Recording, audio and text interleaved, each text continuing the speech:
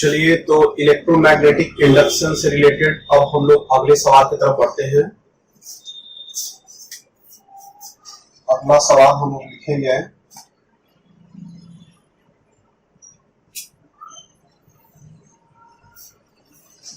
a long solenoid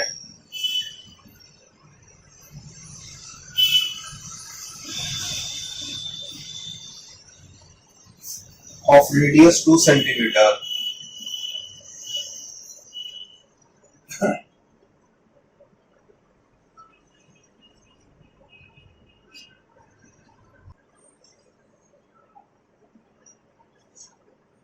has 100 turns per centimeter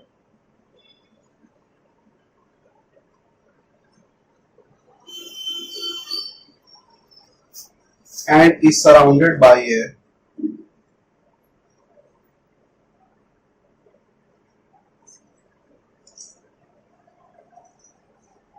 by a 100 turn coil of radius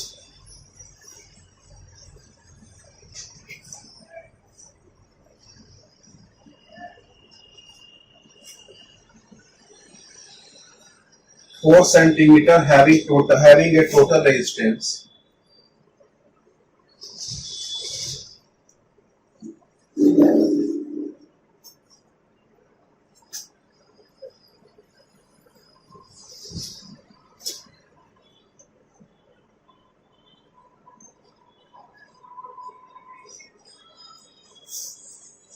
of 20 ohm. Full stop. The coil is connected to a galvanometer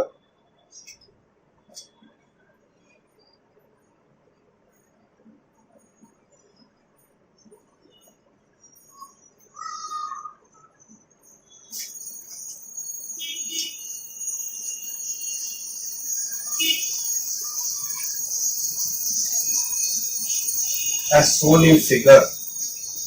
figure दिया हुआ है इसका।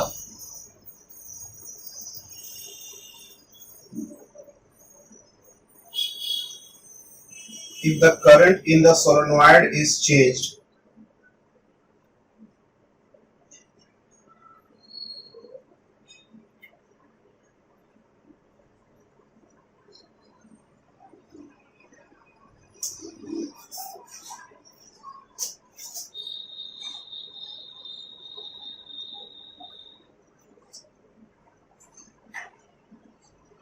from 5 ampere in one direction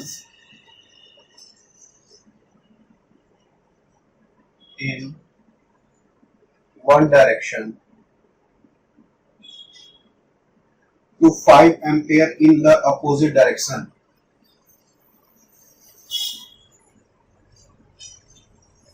Opposite direction. Find the charge which will flow. Find the charge which will flow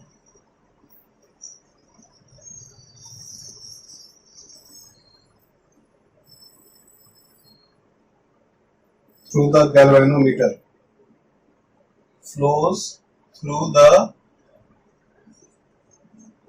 galvanometer.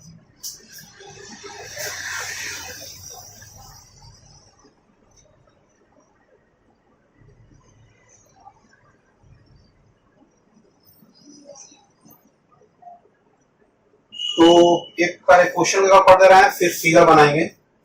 A long solenoid of radius 2 cm has 100 turns per centimeter and is surrounded by a 100 turns coil of radius 4 cm having a total resistance of 20 ohm. Full stop.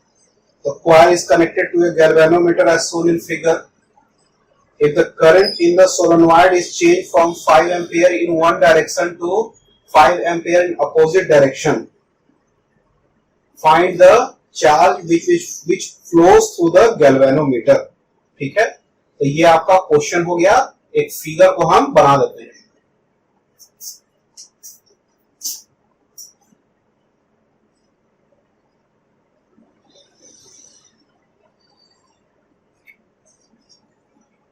एक बाहर में coil है, उसको ऐसे बना देने का है।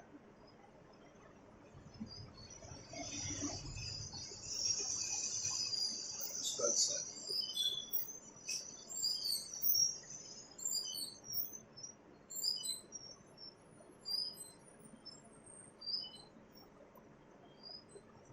बना दिए। ये बाहरी कॉइल है, अंदर में भी कॉइल बनाने का है।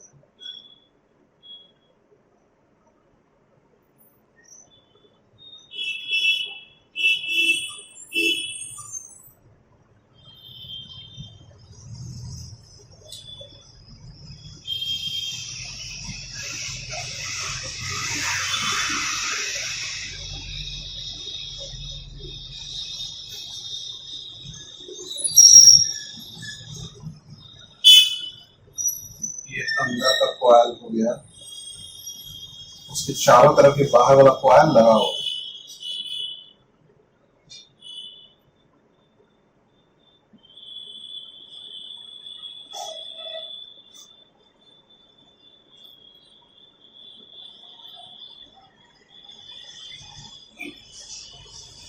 तो ये जो है एक गैल्वेनोमीटर से कनेक्टेड है, इसका कॉइल बाहर वाला है। यहाँ से करंट आई आ रहा है, इसमें करंट आई जा रहा है। चलिए इस फिगर को बनाइए और हम लोग अब इस क्वेश्चन की तरफ बढ़ेंगे। एक बार ट्राई आप लोग सबसे पहले कीजिए। चलिए इस क्वेश्चन की तरफ बढ़ते हैं। तो क्वेश्चन समझते हैं पहले अच्छे से, उसके बाद आगे बढ़ेंगे। तो देखिए सबसे पहले एक लॉन्ग सोलेनोइड दिया हुआ है, लॉन्ग सोलेनोइड जिसका रेडियस है 2 सेंटीमीटर और उसका टर्न्स है 100 टर्न्स पर सेंटीमीटर, ठीक है, and is surrounded by A 100 turn coil of radius 4 centimetre. यानी कि रेडियस जिसका 4 सेंटीमीटर है वो यही हो सकता है और रेडियस 2 सेंटीमीटर वाला ये हो गया, जो दो कॉइल लॉन्ग सोलेनोइड का बात कर रहा है। अब देखिए ये जो सोलेनोइड है अंदर वाला, इसमें जो रेडियस 2 सेंटीमीटर, बाहर का रेडियस 4 सेंटीमीटर, अंदर वाला का जो टर्न्स है 100 टर्न्स पर सेंटीमीटर और बाहर वाला का जो टोटल टर्न का नंबर दिया हुआ है और टर्न्स पर सेंटीमीटर जो टर्म में नहीं दिया हुआ है वो 100 टर्न्स आपका दे दिया है, ठीक है। रेजिस्टेंस जो दिया हुआ है आपको लॉन्ग सोलेनोइड का, इसका टोटल रेजिस्टेंस आपको दे दिया है 20 ओम, यानी कि इसका रेजिस्टेंस आपको कितना दे रहा है 20 ओम, ठीक है। चलिए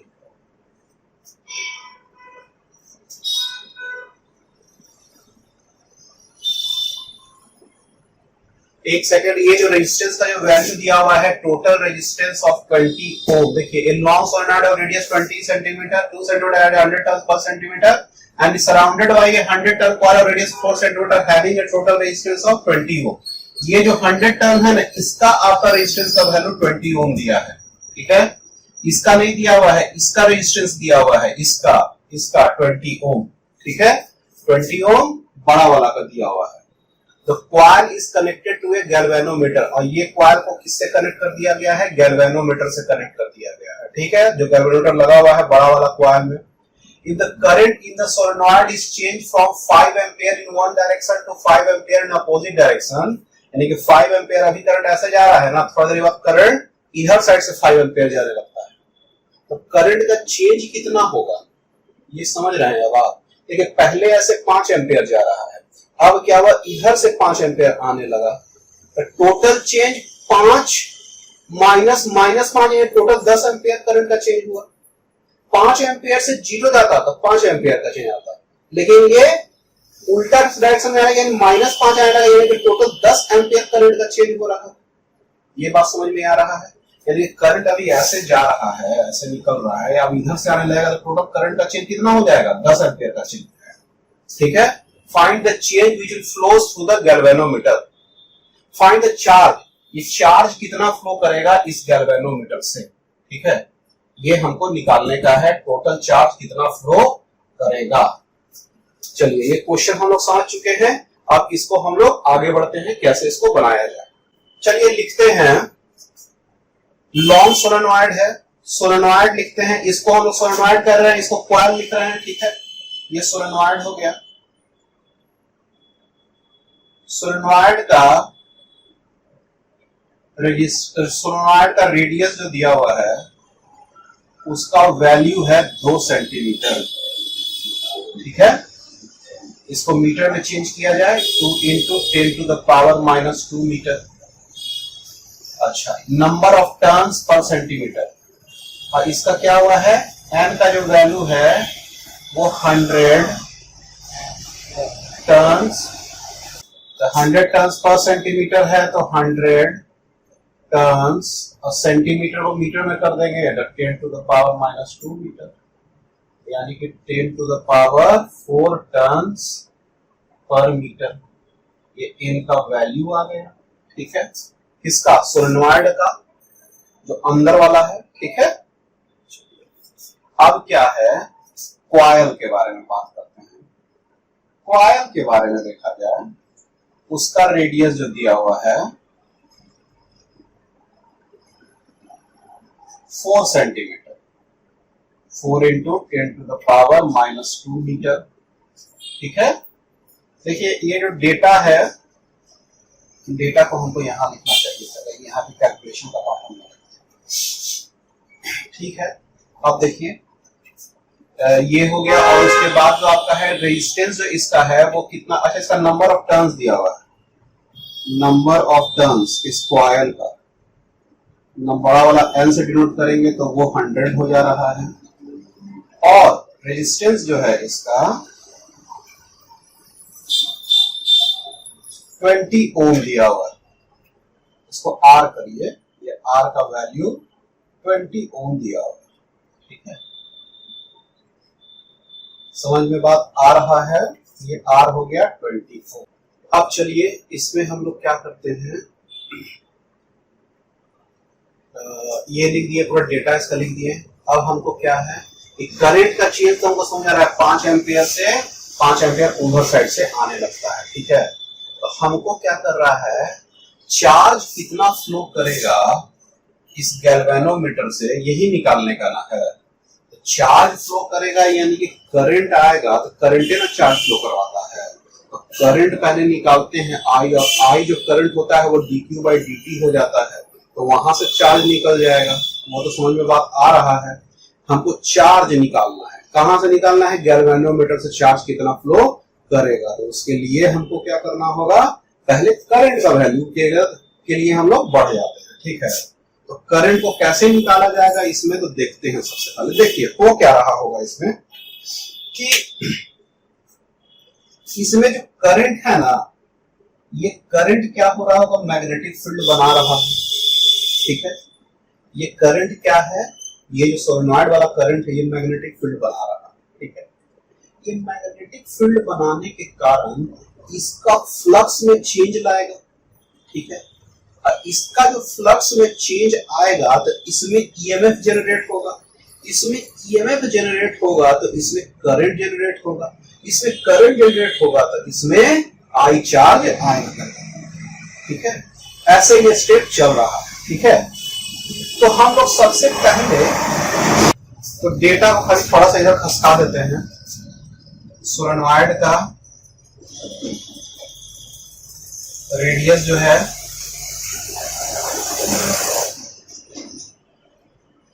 n जो है 10⁻⁴ टर्न्स पर मीटर। बस जो आपको कुछ नहीं करना है, हम यहाँ पर लिख रहे हैं, ठीक है, वही चीज को उतार दे रहे हैं।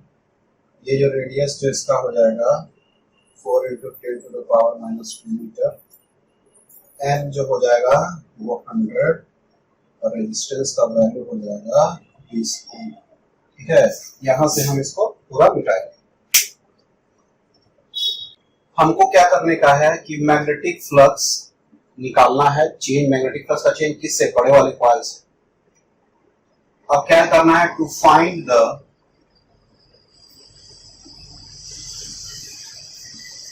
चार्ज flows through galvanometer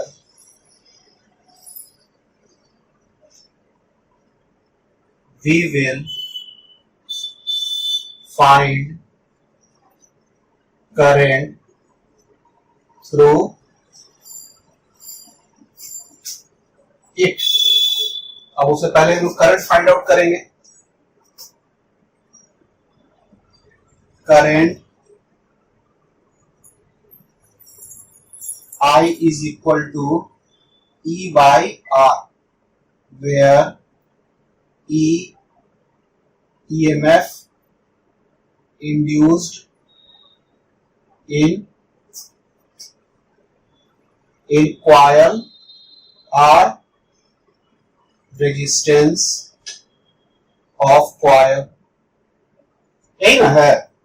अब EMF का बात कर रहे हैं। EMF क्या होता है?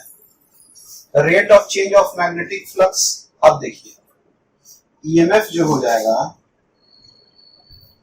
EMF जो हो जाएगा रेट ऑफ चेंज ऑफ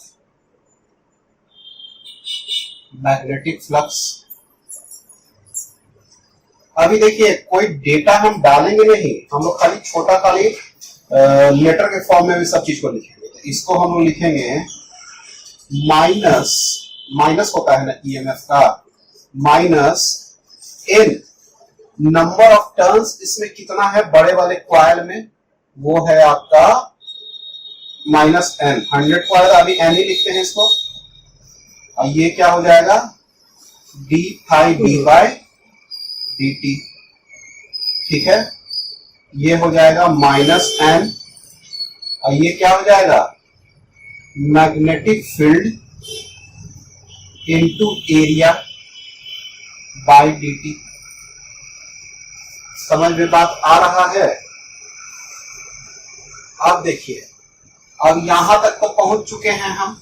अब एरिया तो समझ में आ रहा है बड़ा वाला कॉइल का। ए क्या है? Area of coil. इसका वैल्यू क्या हो जाएगा पाई। इसका रेडियस का जो नाम दे दीजिए, इसको दे देते हैं आर डैश और इसको दे दिए आर, ठीक है। इसमें कंफ्यूजन न रहे, ये आर डैश यानी कि बड़ा वाला जो रेडियस है वो क्या है आर डैश है और छोटा वाला जो रेडियस है वो क्या है आर है, ठीक है। समझ में बात आ रहा है? तो एरिया ऑफ द कॉइल क्या होगा पाई आर डैश का स्क्वायर, ठीक है। अच्छा बी जो होगा वो मैग्नेटिक फील्ड, उसका वैल्यू क्या होगा भाई?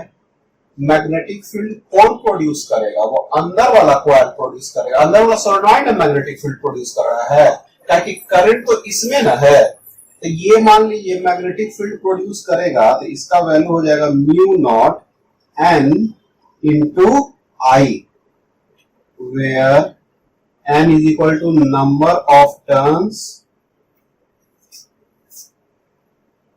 per unit length of solenoid, और I जो हो जाएगा current in the solenoid।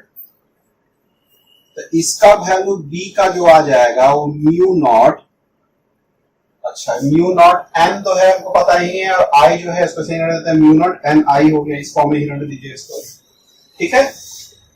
अब चलिए अब ईएमएफ का बात हो रहा है ना।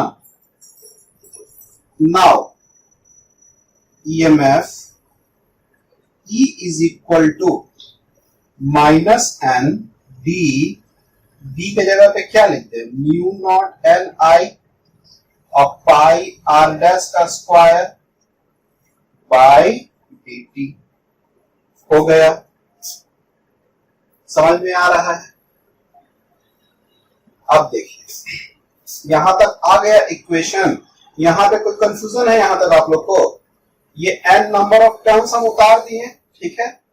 और ये क्या कर दिए मैग्नेटिक फ्लक्स का वैल्यू b इंटू ए था, तो b into A by dt उतार दिए इसको, या B और A का वैल्यू भी हम निकाल के देखते चले गए।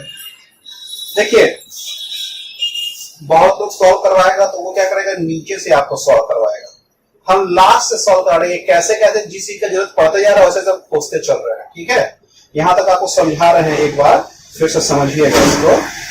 देखिए, हमको सबसे पहले क्या करने का था कि हमको चार्ज खोजने का था। चार्ज खोजने का मतलब हम ये समझ रहे हैं करंट। अब क्या करेगा, बोलेगा करंट हमको पहले निकाल देगा, बाद में चार्ज निकालेगा। तो हम पहले क्या कर रहे हैं, हमको चार्ज निकालना है। तो चार्ज से हमको क्या निकालना है, करंट। तो हम सबसे नीचे से बढ़ रहे हैं, तब करंट निकालना है तो हमको क्या करना पड़ेगा, E बाई आर निकालना पड़ेगा। और E EMF of induced in the coil, EMF जिसमें कॉइल में इंड्यूस्ड होगा, और R resistance of the coil हो गया। तो I का वैल्यू ऐसे हो गया। अब क्या होगा, EMF जो इस कॉइल में इंड्यूस्ड होगा तो उसका rate of change of magnetic flux बड़े वाले कॉइल का हो जाएगा। और rate of change of magnetic flux हुआ, इसमें ए क्या था, एरिया। तो एरिया के बारे में लिखे कि एरिया से कितना होना चाहिए, बी क्या होना चाहिए, वो भी निकाल के देख लिए हम लोग। ठीक है, और ईएमएफ का वैल्यू डायरेक्टली हम लोग यहां तक ले आ चुके हैं। ठीक है, ये बात समझ में आ रहा है। ये अभी फाइनल इक्वेशन अभी नहीं आया है, अभी हम लोग आगे और बढ़ेंगे। ठीक है, तो चलिए हम लोग क्या करते हैं, I is equal to E by R रख देते हैं, और ये वाला इक्वेशन को फिर से यहां उतारते हैं। E का जो वैल्यू है minus N B mu naught N I pi R dash square by D T हो गया। ठीक है, और E का वैल्यू क्या होगा, आई आर हो जाएगा। आई आर होगा ना, E is equal to I R minus N, और डी म्यू नॉट एन। देखिए एन तो चेंज नहीं होगा, number of turns per unit length पर तो चेंज होना नहीं है ये वाला वैल्यू। ठीक है, आर डैश इसका चेंज होगा ही नहीं, तो ये सब तो कांस्टेंट, खाली आई है ना, करंट है ना, चेंज हो रहा है। तो इसमें mu naught N pi R dash square. ठीक है, इसको बाहर निकाल देते हैं, इसको n से मल्टीप्लाई कर देते हैं, n से मल्टीप्लाई कर दिए तो D I pi D T हो गया। समझ में बात आ रहा है, D I by D T हो गया। अब देखिए, तो इसको हम डी टी उधर मल्टीप्लाई कर देते हैं, तो आई डी टी, ये आर को इधर कर देते हैं, N mu naught N pi R dash square pi R into D I. ठीक है, ऐसा लिख सकते हैं। क्यों हम ऐसा लिखें, देखिए आई डी टी क्या होता है, D Q by D T is equal to क्या होता है, आई डी क्यू क्या हो जाएगा, आई डी टी, यानी कि टोटल चार्ज। ठीक है, यानी कि ये टोटल चार्ज को इंटीग्रेट कर देंगे हम, ये टोटल चार्ज निकल जाएगा, तो फ्लो कर रहा है गैल्वेनोमीटर से। हाँ, तो ये जो हो जाएगा वो टोटल चार्ज हो जाएगा क्यू। ये क्या हो गया, total charge flown through galvanometer. इसका वैल्यू हो जाएगा N mu naught N pi R dash square by बड़ा आर।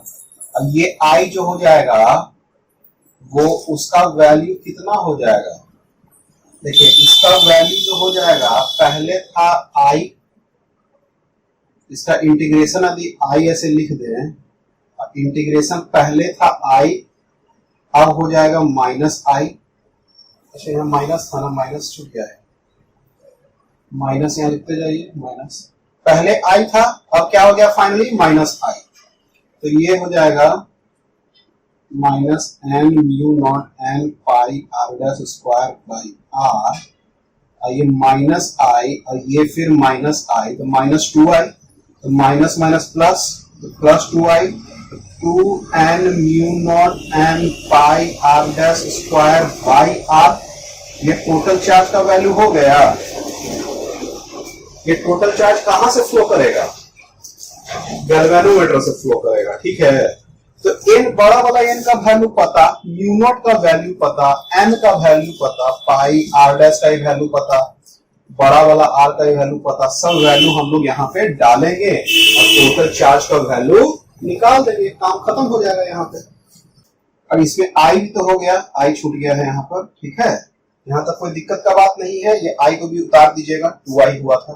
तो मेरे पास Q का जो फाइनली वैल्यू आ रहा है, यहाँ तक लिख देते हैं, बाकी सब मिटा mu naught N pi R dash square I by are.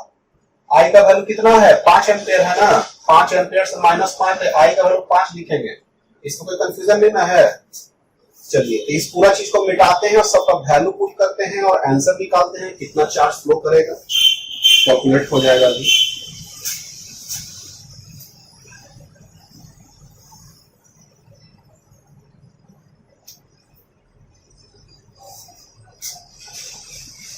अब देखिए Q का वैल्यू 2, बड़ा वाला n नंबर ऑफ टर्न्स का वैल्यू 100, म्यू नॉट क्या होता है, म्यू नॉट का value 4 pi into 10 to the power -7, ठीक है।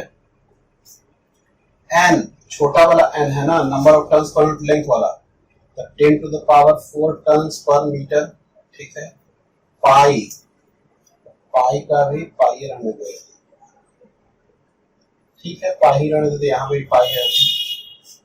आर डैश का स्क्वायर, आर डैश का स्क्वायर यानी कि आर डैश वो है, तो 4 का 16 इंटू 10 टू द पावर -4, आई का करंट का वैल्यू 5 बाय रेजिस्टेंस का वैल्यू 20, ये आ रहा है।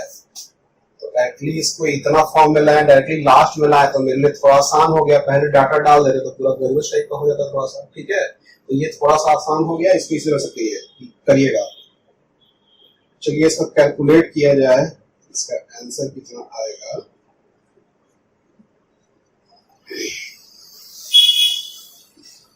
इसका आंसर ये जो आर डैश का स्क्वायर नहीं होगा, देखिए जहां जहां आप आर डैश का स्क्वायर लिखे वो गलती से भी आर डैश का स्क्वायर नहीं कीजिएगा। ये जो रेडियस आर है ना, इसका स्क्वायर होगा।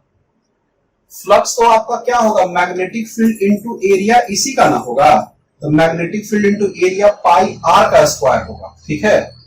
जहां आप लोग किए हैं आर का स्क्वायर, आर डैश का स्क्वायर, वहां पे आर का स्क्वायर कर दीजिए, क्योंकि मैग्नेटिक फ्लक्स जो होता है, मैग्नेटिक फील्ड इसका और एरिया इसका, तो आर डैश के जगह पे जहां जहां किए हैं उसको आर कर दिया, तो पाई आर स्क्वायर हो गया। तो पाई आर स्क्वायर, तो आर किसका लेंगे, इसका लेंगे, यानी कि 2 का स्क्वायर यानी कि 4, और 10 टू द पावर -2 का स्क्वायर -4, ठीक है। चलिए अब इसको कैलकुलेट करिए, इसका लगभग आ जाएगा 8 into 10 to the power -4 coulomb, ठीक है। इसको 800 into 10 to the power -6 coulomb, तो 800 माइक्रो कूलम इसको, ठीक है।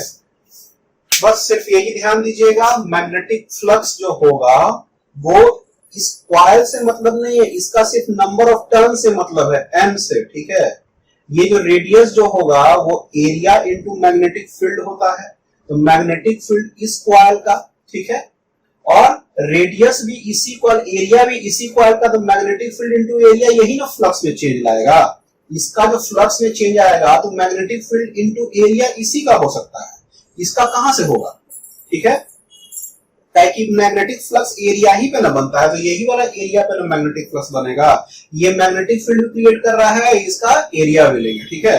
तो पाई आर स्क्वायर इसका एरिया ले लेंगे और मैग्नेटिक फील्ड भी इसका ले लेंगे, तो एरिया जो होगा पाई आर स्क्वायर होगा। जहां जहां आर डैश का स्क्वायर किया हुआ है उसको आर स्क्वायर कर दीजिए, बाकी कुछ नहीं करना है। आंसर आपका 800 माइक्रोकूलम आंसर आ जाएगा, ठीक है। चलिए ये आपका हो गया, अगले क्वेश्चन की तरफ अब हम लोग बढ़ जाएंगे। चलिए ये भी बहुत अच्छा सवाल है, दिमाग लगाने वाला सवाल है, इसकी तरफ हम लोग पढ़ते हैं। The magnetic field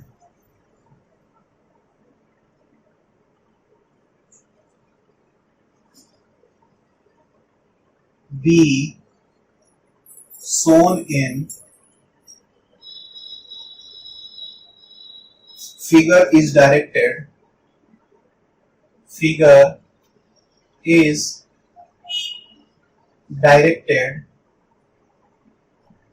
into the plane of the paper, into the plane of the paper,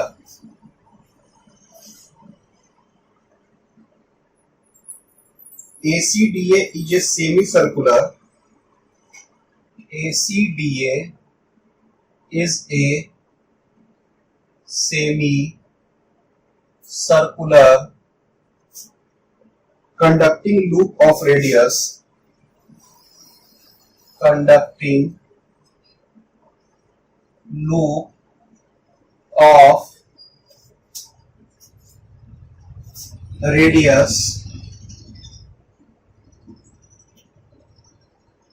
R with the center at O. With the center at O. The loop is now made to rotate. The loop is now made to rotate.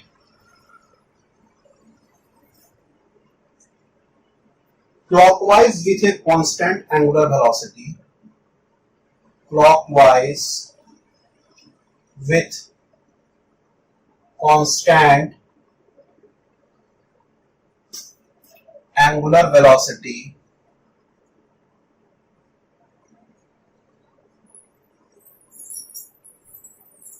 Omega about an axis.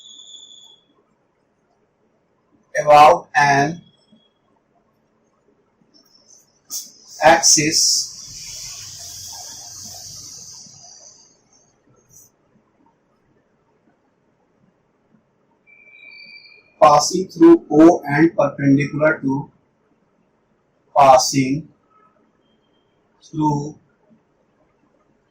O and perpendicular to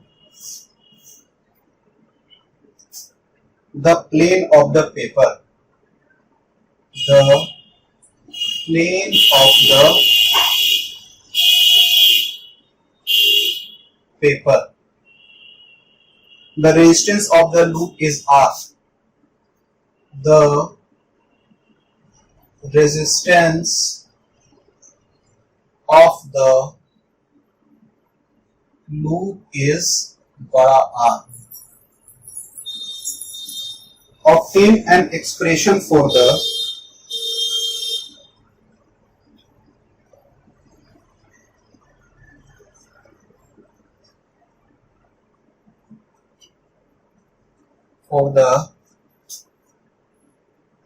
magnitude of the induced current.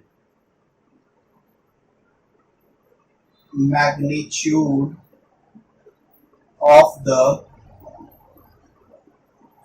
induced current in the loop.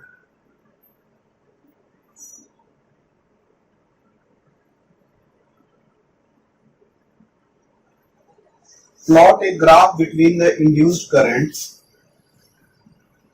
Plot a graph between the induced current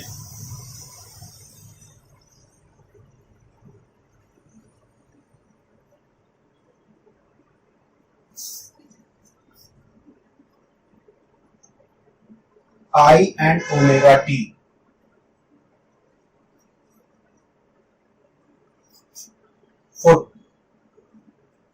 For 2 periods of rotation. For 2 periods of rotation. ठीक है, एक figure पहले इसको पढ़ दिया जाए, एक figure उसके बाद बनाते हैं. The magnetic field B shown in figure is directed into the plane of a paper. ACDA is a semicircular conducting loop of radius R with center at O. The loop is now made to rotate clockwise with constant angular velocity omega about an axis passing through O and perpendicular to the plane of the paper. The resistance of the loop is R. Obtain an expression for the magnitude of the induced current in the loop.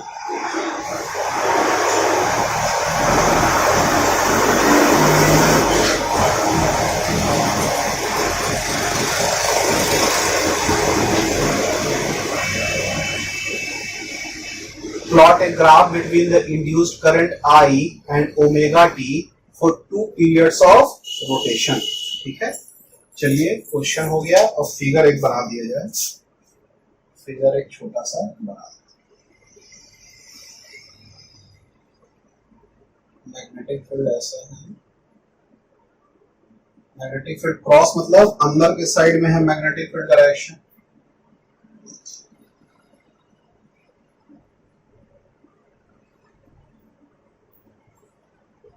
ये omega, ये ए point, इसका O point, इसका B point, इसका C point. ठीक है, ये magnetic field है. ठीक है, चलिए क्वेश्चन को देखिए. चलिए तो क्वेश्चन क्या कह रहा है, एक मैग्नेटिक फील्ड B है सोन इन फिगर.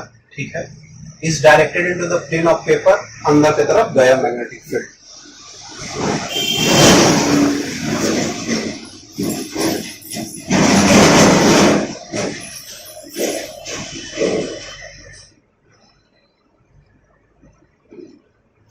ACDA जो आपका है वो पूरा क्या है, एक सेमी सर्कुलर कंडक्टिंग लूप है. रेडियस जिसका छोटा r है, सेंटर जिसका O है. ठीक है, ये सब आसान चीज है. The loop is now made to rotate clockwise. अब इसको क्या करते हैं, क्लॉकवाइज घुमाते हैं. घड़ी जैसे घूमता है क्लॉकवाइज, ऐसे घुमाएं with constant angular velocity omega. ये जो रोटेट होने का स्पीड है वो कांस्टेंट है. कांस्टेंट एंगुलर वेलोसिटी ओमेगा से ये रोटेट कर रहा है. ठीक है, about an axis passing through O. एक एक्सिस मान लेते हैं अंदर O से ऐसे पास कर रहा है, उसी के अबाउट ऐसे ऐसे ये रोटेट करेगा.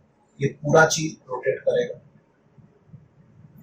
And perpendicular to the plane of paper, जो O होगा परपेंडिकुलर प्लेन ऑफ पेपर और इससे पास करेगा. यही एक्सिस हो सकता है. The resistance of the loop क्या है आपका, R है. ये पूरा का पूरा रेजिस्टेंस जो इसका है R है. एक्सप्रेशन आपको करना है obtain magnitude of the induced current in the loop. Induce जो करंट जो होगा, इसमें करंट इंड्यूस्ड होगा कि नहीं होगा. मैग्नेटिक फ्लक्स का चेंज होगा तो करंट तो इंड्यूस होगा ही होगा. अब मैग्नेटिक फ्लक्स का चेंज हो ही रहा है कि magnetic field into area vector क्या होगा, इससे चेंज होगा जब इसको घुमाएंगे तब. ठीक है, तो इससे ईएमएफ जनरेट होगा और करंट इंड्यूस हो जाएगा. तो हमको क्या करना है, एक्सप्रेशन निकालना है induced current in the loop. Current का, इंड्यूस्ड करंट का हमको एक्सप्रेशन निकाल देने का है और एक ग्राफ बनाने का है induced current I and omega T. ठीक है, I और ओमेगा टी के बीच में एक हमको ग्राफ बनाने का है. ठीक है, करंट जो होगा ओमेगा टी क्या होता है हम बताएंगे. उस दोनों के बीच में हमको क्या करना है, ग्राफ बनाना है for 2 periods of rotation. 2 periods of rotation समझ रहे हैं. एक पूरा रोटेशन 2 पाई, तो 2 पीरियड्स ऑफ रोटेशन यानी कि 4 पाई तक आपको रोटेशन तक आपको बताने का है, तो उसका ग्राफ बनाने का है. ठीक है, समझ में बात आ रहा है. तो चलिए देखते हैं कैसे करेंगे. यहां लिखते हैं, कुछ डेटा यहां लिख देते हैं, बाकी कैलकुलेशन का पार्ट इधर करेंगे. आप लोग जैसे नॉर्मली करते हैं उस तरह से लिखिएगा. सिंस पहले क्या करते हैं ना कि इसको थोड़ा सा रोटेट करवाते हैं. ऐसे रोटेट करवाएं तो ऐसा हो जाएगा ये. ठीक है, ऐसा हो गया ये. ठीक है, ये था पहले ऐसे वैसा हो गया. और यहाँ जो मैग्नेटिक फ्लक्स का जो वैल्यू है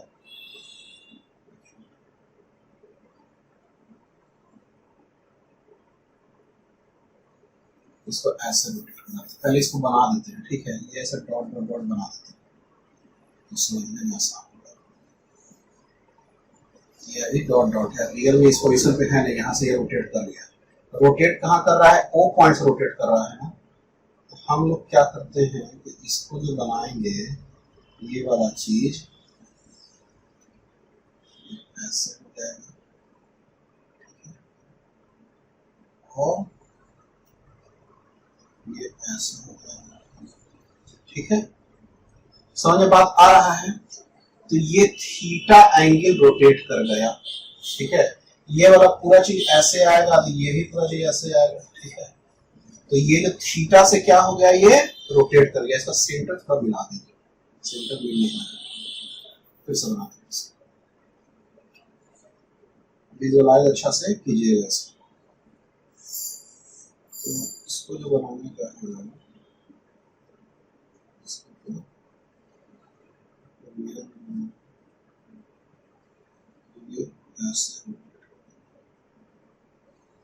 ये थीटा एंगल घूमेगा, ठीक है।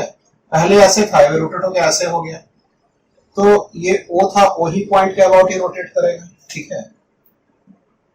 अच्छा, अब होगा क्या कि जब तक ये चीज इधर जा रहा है और पूरा इधर एक समय आएगा, ये पूरा चीज इधर आ जाएगा, आएगा कि नहीं आएगा। और जब तक जा रहा है तो इसमें फ्लक्स का इंक्रीज होगा कि डिक्रीज होगा, ये पहले बताइए। सोचिए जरा, जो हम कह रहे हैं क्या कि ये जो पूरा चीज है, ये जब इसमें अंदर ऐसे घूमना है, ओ पॉइंट के अबाउट ही घूमना है इसको, तो ऐसे घूमेगा ये, तो पूरा घूमते घूमते तक इसमें फ्लक्स जो जब तक पूरा नहीं भरेगा तो मैक्सिमम वैल्यू तक नहीं पहुंचेगा। अब मैक्सिमम जैसे ही पहुंचेगा, अब ये निकलना स्टार्ट होगा यहां से यहां, और निकल के फिर ये यहां पे सही आ जाएगा। तो पहले इसमें फ्लक्स का इंक्रीज होगा, अब पूरा भर जाएगा, पूरे एरिया से फ्लक्स आ जाएगा, उसके बाद फ्लक्स का डिक्रीज होगा। तो एक कंडीशन फिर ऐसा आएगा, यहां पे क्या हो रहा है, फ्लक्स इज इंक्रीजिंग। समझ में बात आ रहा है, विजुलाइज कर रहे हैं। और दूसरा केस में क्या होगा, ये देखिए यही वाला था, और इसमें क्या था कि ये जो था पहले, अब ये तो यहां पर ऐसे था, अब इसको हम क्या कर रहे हैं कि ऐसे रोटेट, ठीक है। तो ये रोटेट करा रहे हैं, तो ये जो थीटा जो होगा उस समय ये अब बाहर निकल रहा है। ये देखिए मैग्नेटिक फील्ड वाला रीजन यही वाला रीजन है, इस चीज को ध्यान रखिएगा, ठीक है। तो ये मैग्नेटिक फील्ड वाला रीजन में ये पहले घुस रहा था, पूरा घुसने के बाद आधा घुस गया, इधर से ये निकल रहा है, ठीक है। समझ में बात आ रहा है, बहुत ही अच्छा क्वेश्चन है। इसमें क्या होगा, फ्लक्स पहले इंक्रीज कर रहा था और इसमें क्या होगा, फ्लक्स इज डिक्रीजिंग, ठीक है। कोई दिक्कत का बात नहीं है इसमें। इस फिगर को बनाइएगा पहले। आप देखिए क्या क्या रहा है, यहां तक तो बात समझ में आ रहा है। अब इसमें क्या हो रहा है कि लूप को रोटेट कर रहे हैं, लूप, अब डेटा लिखना है ना, तो डेटा यही लिख देते हैं हम लोग, लूप इज, ऐसे इसमें ज्यादा कुछ है नहीं, कहीं पर भी लिखे, लूप इज rotating,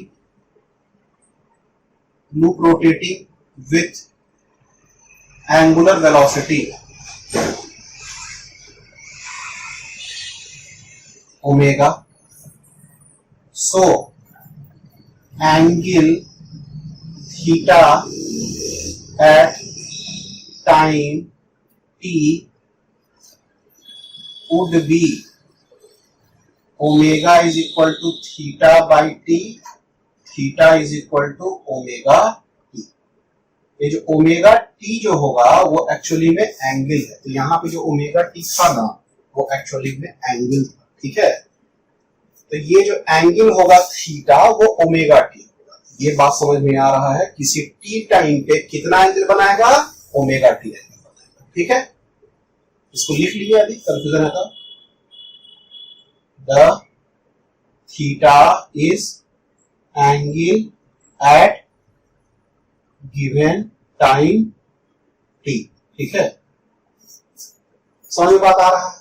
अब देखिए रेजिस्टेंस ऑफ द लूप कितना दिया हुआ है, रेजिस्टेंस ऑफ लूप का जो वैल्यू है वो बड़ा R है। अब हमको क्या करने का है कि इसमें जो है मैग्नेटिक फ्लक्स का जो वैल्यू है पहले निकालते हैं, मैग्नेटिक फ्लक्स का रेट ऑफ चेंज, ठीक है। तो पहले मैग्नेटिक फ्लक्स निकालते हैं at time t, magnetic flux at time t is magnetic field into area. पहले इसमें क्या कीजिए ना, एरिया ऑफ द लूप निकाल लेते हैं। एरिया ऑफ क्या, semi circle inside the magnetic field at any time t, किसी t टाइम में जो सेमी सर्कुलर का जो एरिया जो मैग्नेटिक फील्ड के अंदर में रहेगा वो कितना होगा, वो निकालना है। वो एरिया जो हो जाएगा वो हो जाएगा theta by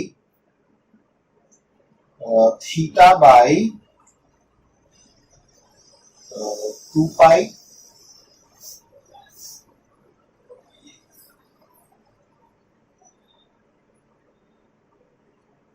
theta by 2 pi into pi R square by 2। ये एरिया ऑफ द क्या हो जाएगा आपका सेमी सर्किल, और वो कितना एंगल उसका है, थीटा बाई 2 पाई है, तो उतना एरिया उसके अंदर में रहेगा। तो कितना एरिया रहेगा वो निकालने का है। 180 डिग्री पूरा है, तो उसका थीटा पार्ट यदि अंदर रह जाए तो वो हो जाएगा theta by pi. Theta by pi part हो जाएगा पूरा। पाई क्या है, इसका पूरा एंगल है सेमी सर्किल का, उसका थीटा एंगल अंदर रह जाए और उसका एरिया कितना है, पाई आर स्क्वायर बाई 2।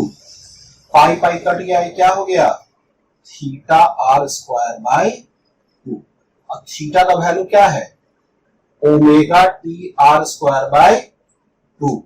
ठीक है, ये क्या हो गया, area of the semi circle inside the magnetic field at any time t। ये omega t r square by 2। R क्या है आपका, अच्छा ये आर रेडियस, ये रेजिस्टेंस होता है। ठीक है, तो यहां पे इसको क्या कीजिए, छोटा आर करते हैं, पाई आर स्क्वायर बाई 2, तो omega t r square by 2। ठीक है, ये आर रेजिस्टेंस अगर लूप में है तो इसका आर लिखेंगे, रेडियस को छोटा आर कर देते हैं, तो पाई आर स्क्वायर बाई 2 यानी कि theta omega t r square by 2 आपका एरिया अंदर में रहेगा। ठीक है, चलिए अब इसको यहां तक उतारिए। अब लिखते हैं the flux of magnetic field at time TB. Flux क्या होगा, मैग्नेटिक फील्ड इनटू एरिया। तो मैग्नेटिक फील्ड का वैल्यू कितना है, मैग्नेटिक फील्ड का वैल्यू कितना है, बी है, और एरिया क्या हो गया, omega t r square by 2। ये मैग्नेटिक फ्लक्स का वैल्यू हो गया। ठीक है, flux of magnetic field at time t B, phi B is equal to B omega t square by 2। ठीक है, फ्लक्स तो हम निकाल लिए। अच्छा, ये जो फ्लक्स है इसी का एक्सप्रेशन निकालना था, obtain an expression for the magnitude of the, अच्छा इंड्यूस्ड करंट का निकालने का है। ठीक है, तो अभी हम लोग किसका निकाले हैं, मैग्नेटिक फ्लक्स का निकाले हैं। ठीक है, इंड्यूस्ड करंट का भी हम लोग निकाल लेंगे। तो सबसे पहले यहां लिख देते हैं, phi B is equal to क्या है, omega t r square by 2। इसको लिखते हैं, बाकी सबको मिटाते हैं, B omega t r square by 2। ठीक है, सही है यहां तक। चलिए अब क्या करते हैं हम लोग, EMF, magnitude of the induced current, तो ईएमएफ का मैग्नीट्यूड निकालते हैं। मैग्नीट्यूड ऑफ ईएमएफ, ई का वैल्यू क्या हो जाएगा, minus d phi by D t है, तो इसको d phi B by D t खाली लिखेंगे। ठीक है, तो ये क्या हो जाएगा, d B omega t r square by 2 into d t, ऐसा हो गया, यहां तक हुआ। उसके बाद लिखेंगे 1/2 B omega r square d t by D t. B omega r square by 2, ये आपका ईएमएफ का वैल्यू हो गया। ठीक है, अब जो आपका होगा मैग्नीट्यूड ऑफ इंड्यूस्ड करंट का जो वैल्यू हो जाएगा E बाई आर, ये क्या हो जाएगा B omega r square by 2r। ठीक है, तो ये आपका एक्सप्रेशन हो गया magnitude, expression for magnitude of induced current. ठीक है, B omega r square by 2r। चलिए, ये एक्सप्रेशन तो निकाल लिए हम लोग इंड्यूस्ड करंट का। हमको क्या करना है, plot the graph between the induced current I and omega T for 2 periods of rotation. तो ओमेगा टी क्या है आपका, एक्चुअली में एंगल है ना, थीटा का वैल्यू। तो इसका वैल्यू जो होगा, देखिए अब ये थीटा पहले घुमा, घूमते घूमते जब पाई घूमेगा तब तक इसमें फ्लक्स का इंक्रीज हो रहा है। ठीक है, flux is increasing from 0 to pi. 0 to pi आपका क्या हो रहा है, फ्लक्स का इंक्रीज हो रहा है। अब डिक्रीजिंग, इसका जो फ्लक्स डिक्रीज होगा वो अब क्या होगा, पाई से 2 पाई तक ले जाएंगे। देखिए पहले तो ये ऐसे था, ये पूरा ऐसे घूम जाएगा, ये पूरा चीज, ये वाला पार्ट ऐसे पूरा घूमेगा तो पाई घूमेगा ना। तो पहले तो 0 था, तो 0 से पाई तक ये घूम गया, तो फ्लक्स तो इंक्रीज कर रहा है। अब ये यहाँ पे ये वाला पूरा जो यहाँ आया हुआ है, यहां से मुड़ना स्टार्ट हुआ, जिससे फ्लक्स डिक्रीज कर रहा है। उसमें पाई तो पहले था बना हुआ, पाई से 2 पाई तक करेंगे तो उसमें फ्लक्स क्या होगा, डिक्रीज करेगा। ठीक है, तो यहां जो फ्लक्स डिक्रीज करेगा, तो ये फ्लक्स इंक्रीज करेगा, तो ईएमएफ यहां पे क्या हो जाएगा, पॉजिटिव हो जाएगा। फ्लक्स इंक्रीज करेगा तो ईएमएफ का वैल्यू क्या हो जाएगा, नहीं ईएमएफ का वैल्यू नहीं, फ्लक्स इंक्रीज करेगा तो आपका जो ईएमएफ का जो वैल्यू होगा और इसका जो ईएमएफ का वैल्यू होगा, दोनों का वैल्यू अपोजिट डायरेक्शन में होगा। ठीक है, इसको हम लोग लिख देते हैं, इंड्यूस्ड करंट का जो वैल्यू मेरे पास आया है, इंड्यूस्ड करंट का जो वैल्यू आया है B omega r square by 2r, इसको मिटा देते हैं। यहां पे आपका क्या हो रहा है कि इसमें फ्लक्स इंक्रीज कर रहा है ना 0 से पाई तक, तो फ्लक्स 0 से पाई तक जब इंक्रीज कर रहा है तो इसको ऐसा समझा जाए कि एक मैग्नेट है और इसके साइड में बढ़ रहा है। तो मैग्नेट इसके साइड में बढ़ रहा है, तो इसको करंट ऐसा इसके अंदर में बनना चाहिए जो आने वाले मैग्नेट को अपोज कर पाए। हम ये बताए हैं पहले भी, मैग्नेटिक फ्लक्स इंक्रीज करने वाले नॉर्थ पोल ये किया इधर बढ़ रहा है, तो हम लोग को क्या करना पड़ेगा, करंट डायरेक्शन ऐसा लेना पड़ेगा, यानी करंट डायरेक्शन इसमें क्या हो जाएगा, एंटी क्लॉकवाइज। ठीक है, तो हम लोग यहां पर लिखते हैं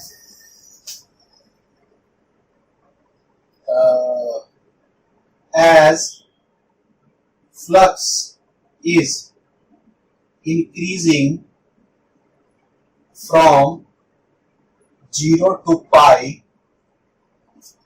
the direction of induced current, direction of induced current का जो वैल्यू होगा इज एंटी क्लॉकवाइज। ठीक है, अच्छा करंट का जो वैल्यू जो होगा, देखिए रेट ऑफ इंक्रीज या रेट ऑफ डिक्रीज, तो करंट का वैल्यू जो है वो रेट ही पर खाली डिपेंड करता है, rate of change of flux. Flux का रेट तो सेम है, क्या कि ओमेगा से जा रहा है फिर ओमेगा से निकल जा रहा है, ये आई का वैल्यू तो सेम ही रहेगा।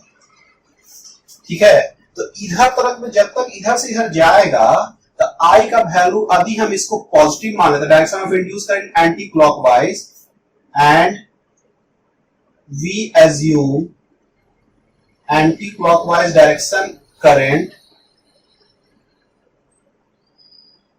As positive current.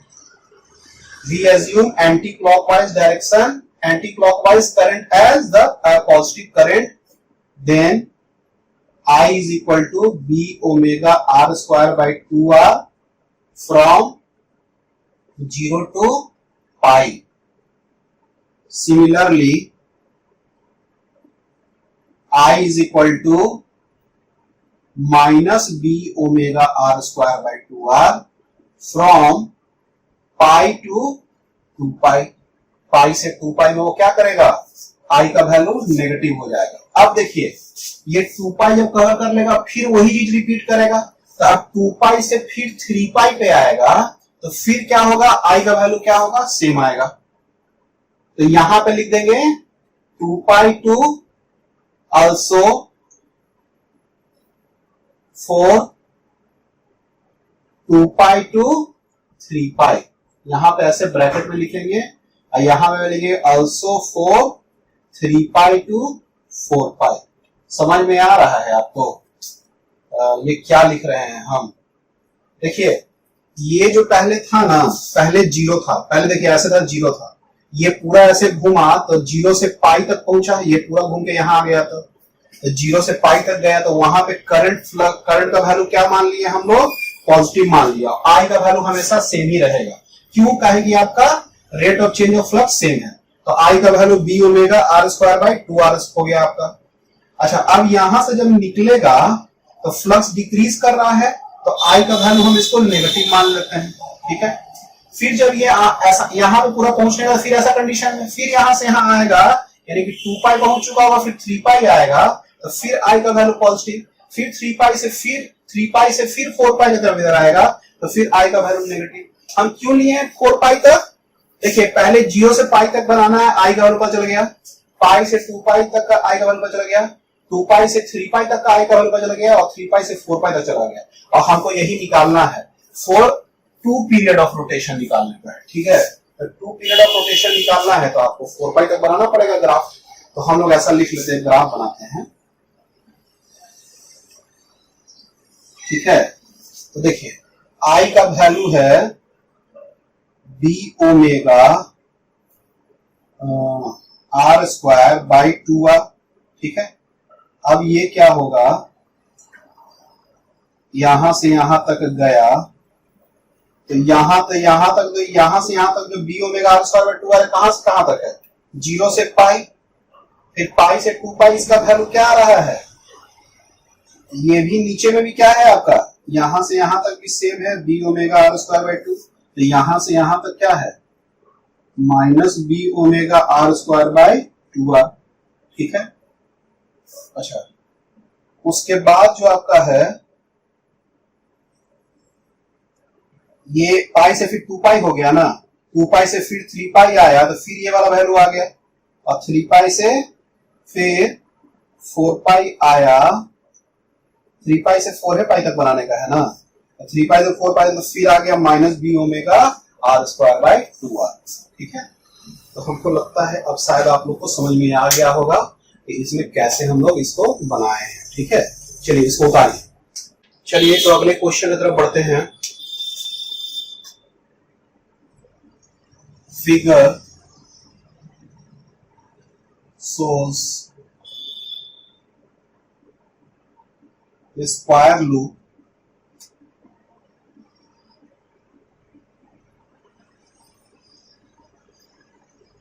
having 100 turns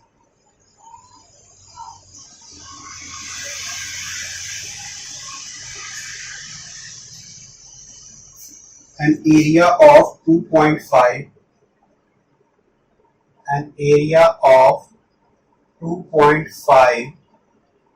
into 10 to the power minus 3 meter square and a resistance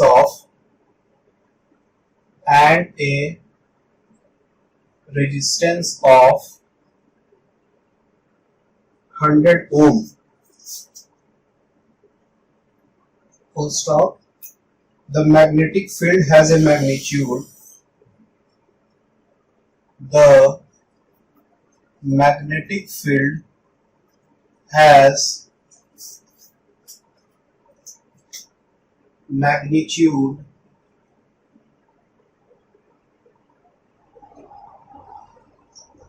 V is equal to 0.4 Tesla. Find the work done in pulling. Find the work done in pulling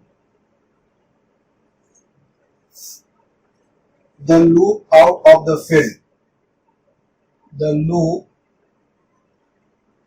out of the field slowly and uniformly in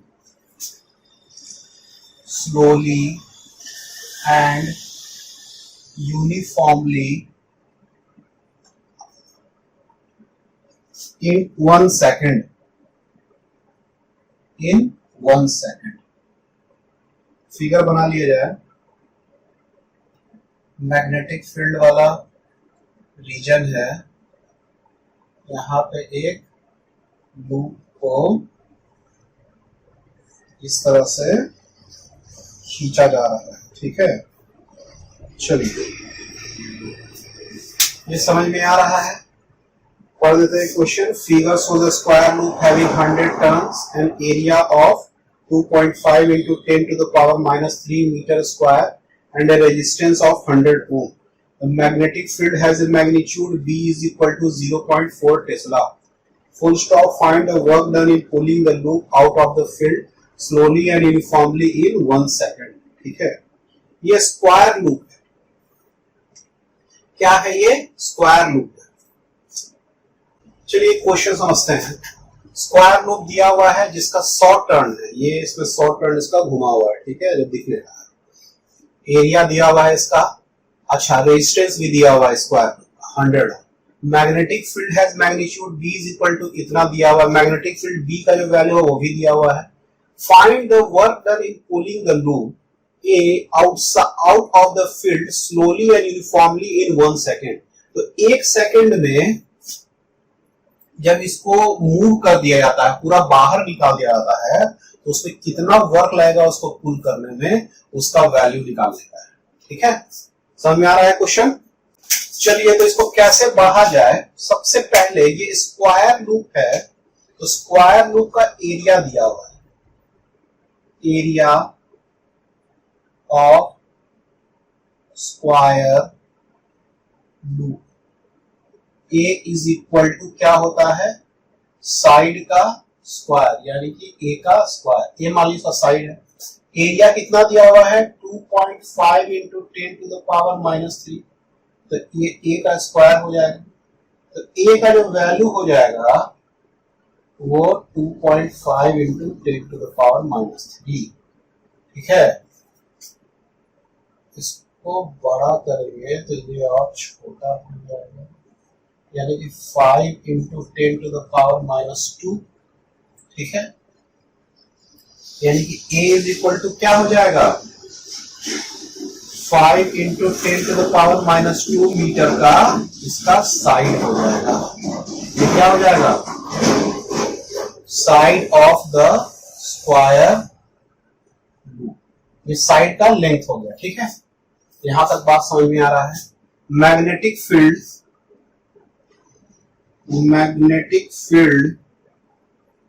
B का जो value हो जाएगा उसका value हो जाएगा 0.4 Tesla, और resistance जो हो जाएगा सब स्क्वायर लूप का है।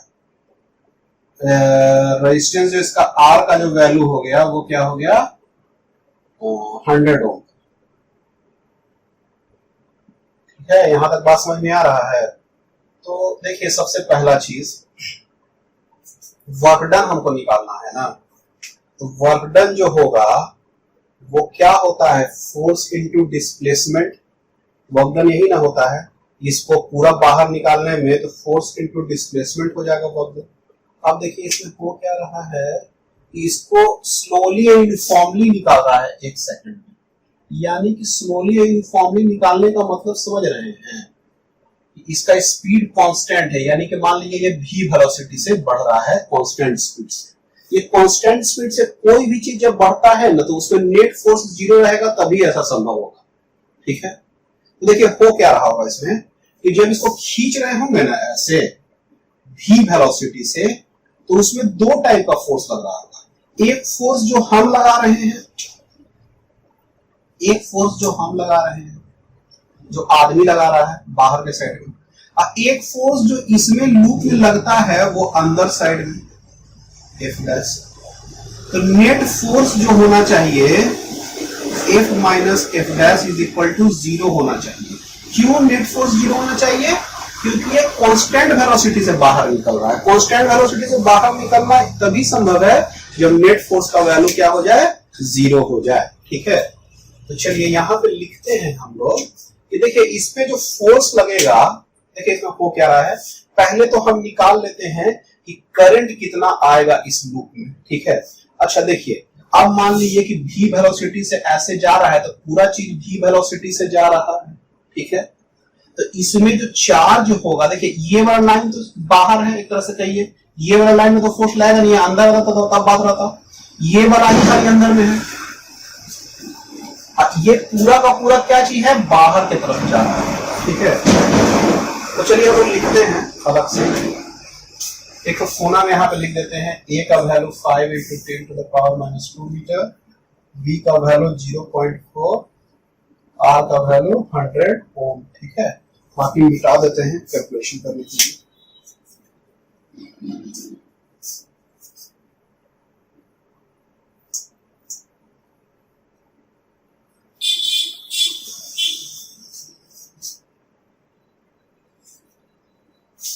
अब देखिए कि इसमें हो क्या रहा है, the current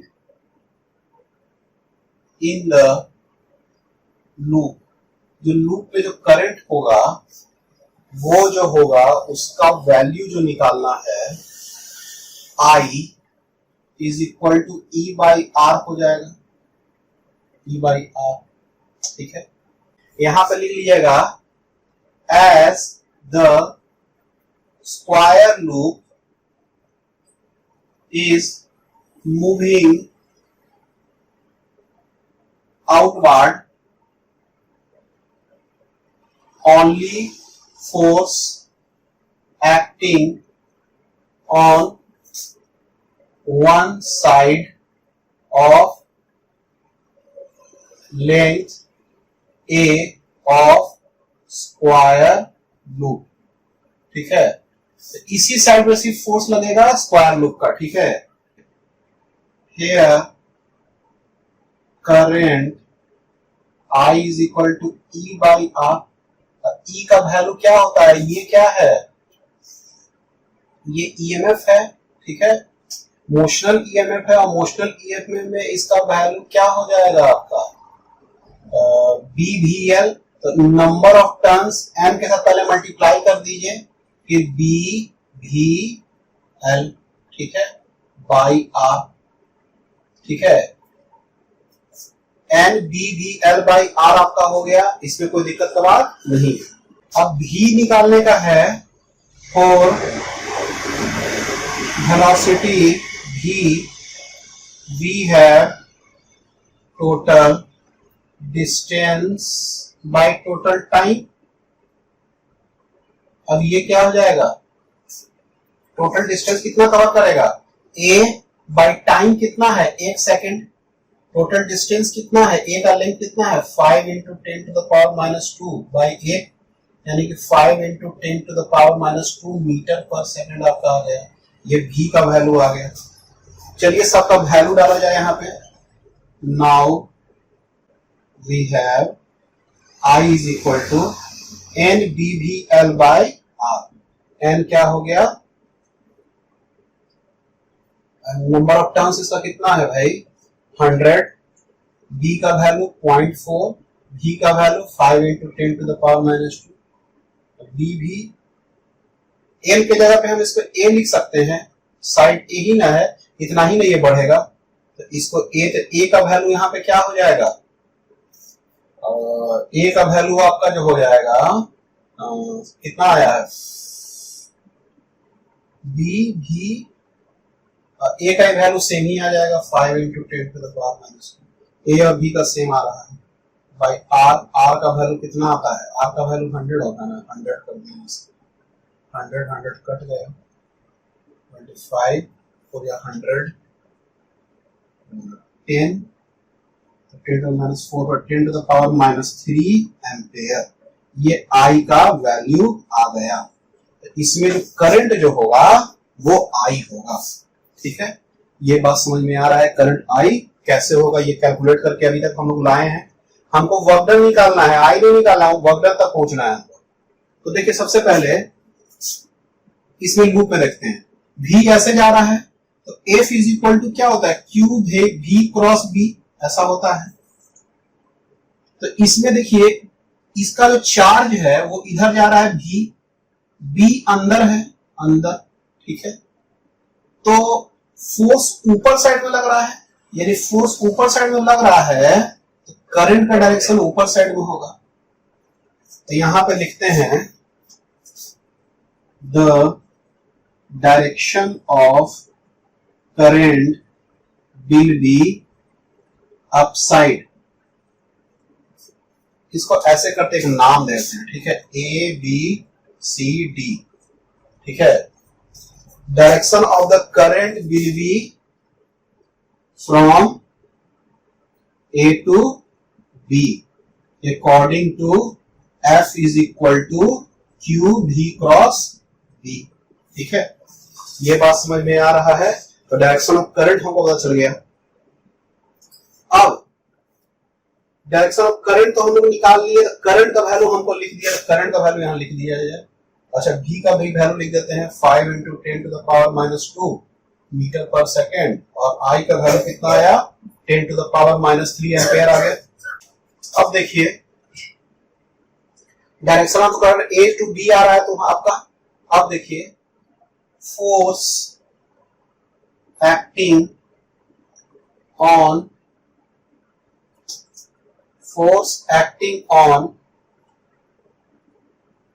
side AB is F is equal to I vector L cross vector B। ठीक है, अच्छा तो I का, अच्छा इसका फोर्स का डायरेक्शन क्या होगा, ये देखिए I के तरफ A का डायरेक्शन कौन है, I की तरफ कर दिए और B की तरफ मोड़ दिए तो अंगूठा किधर बता रहा है, इधर। तो ये जो फोर्स है वो F डैश फोर्स है, F डैश फोर्स का हम वेक्टर पे लिख दिए। तो F डैश का जो वैल्यू हो जाएगा वो I का वैल्यू कितना आया है 10⁻³ L का वैल्यू, L यानी लेंथ यानी A का वैल्यू कितना है मेरे पास 5 × 10⁻², और B का वैल्यू 0.4। ठीक है, ये कितना होगा 20 यानी कि 2 × 10⁻⁵ न्यूटन। ठीक है, अब देखिए इसमें क्या है कि फोर्स जो है इसमें लूप कितना है 100 है ना, तो इसमें n से मल्टीप्लाई कर दीजिए, इसमें भी n से मल्टीप्लाई कर दीजिए तो n का वैल्यू क्या होगा 100 × 2 × 10⁻⁵ न्यूटन, 2 × 10⁻³ न्यूटन F डैश का वैल्यू हो गया। ये नेट F डैश का वैल्यू हो गया जो इसको इधर साइड में खींच रहा है। ठीक है, so to move the loop with constant velocity v, we need to give net force equal to 0. So F will, अच्छा ये किधर एक्ट करेगा left side, it will act on left side. To move the loop with constant velocity v towards right ना हम इसको खींच रहे हैं ऐसे, we need to give net force equal to 0.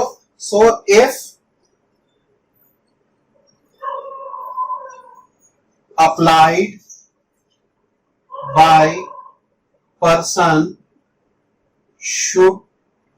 the person rightward should be equal to F dash. So work done F into force into displacement. Force कितना है आपका 2 इंटू 10⁻³ और कितना दूरी इसको डिस्प्लेसमेंट ले गए a, यानी कि कितना दूरी इसको गया 5 इंटू 10⁻²। ये 10 ले लिए तो 10⁻5 10⁻⁴ जूल, यानी वर्क डन का जो वैल्यू आ गया वो 10⁻⁴ जूल आ गया। इतना वर्क लगेगा, ठीक है, इतना वर्क लगेगा इसी को क्या करना है घसकाने के लिए कांस्टेंट वेलोसिटी v से, ठीक है। चलिए इसको उतारिए। Magadh express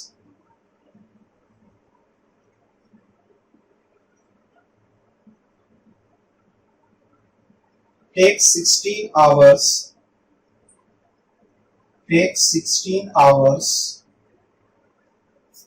to cover the distance of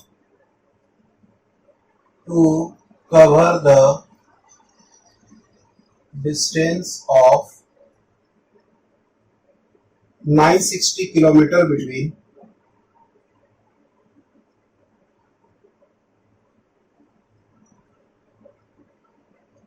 Patna and Ghaziabad.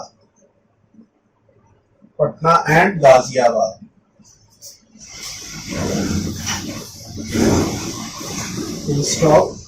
The rails are separated by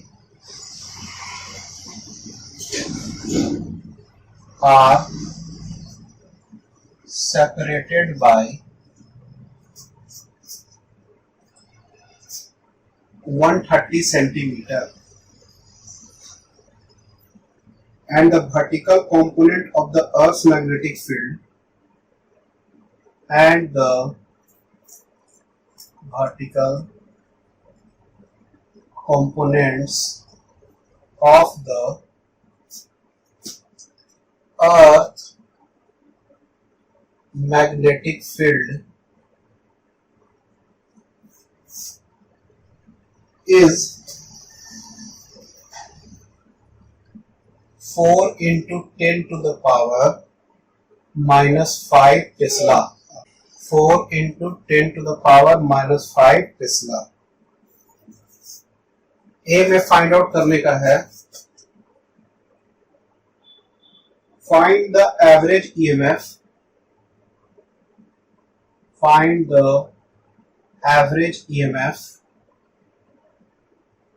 induced across the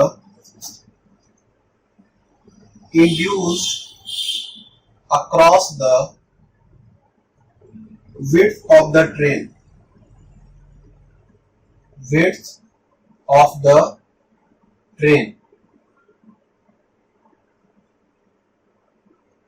if the leakage resistance between the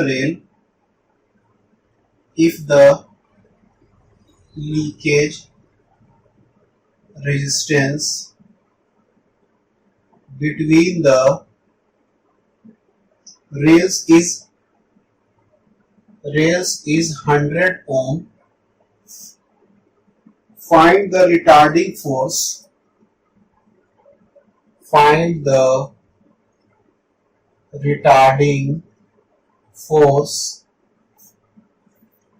on the train due to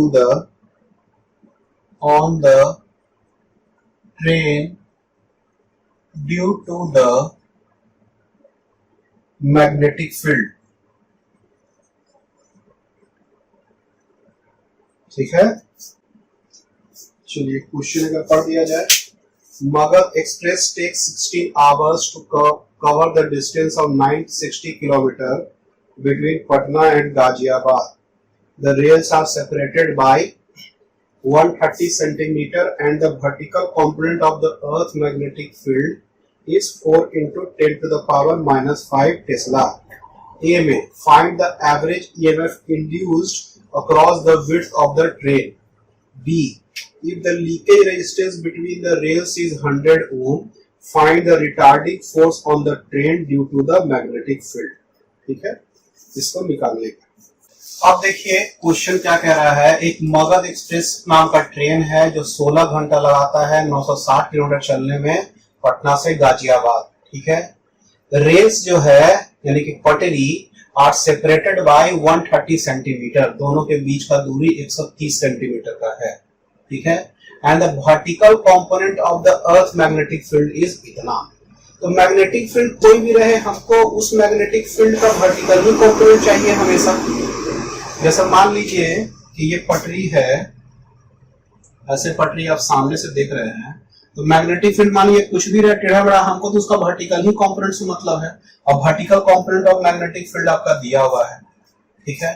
find the average EMF induced across the width of the train, ठीक है। तो जो EMF जो induced होगा width of the train के बीच में, ठीक है, उसमें हमको निकालने का है ईएमएफ का वैल्यू। देखिए सबसे पहला चीज, जैसे मान लीजिए कि इसमें रेल है, तो एक तरह से ये क्या करेगा, क्लोज सर्किट जैसा बना देगा, क्लोज सर्किट जैसा बना देगा। तो यहां पे देखिए इसका दो चक्का और इधर का इसका दो चक्का इधर मिला हुआ रहेगा, तो क्लोज सर्किट जैसा नहीं बनेगा। मान लीजिए ट्रेन का पूरा लेंथ है ऐसा का।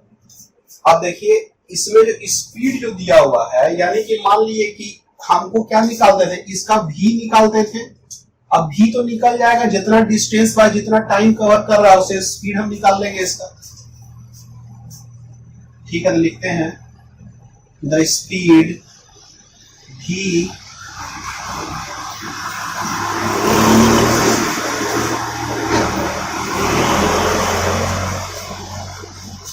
भी ऑफ द ट्रेन का क्या हो जाएगा, total distance 960 into 10 to the power 3 metre by time 16 hour, और एक आवर का क्या होता है 3600 सेकंड, मीटर पर सेकंड में आपका आ जाएगा।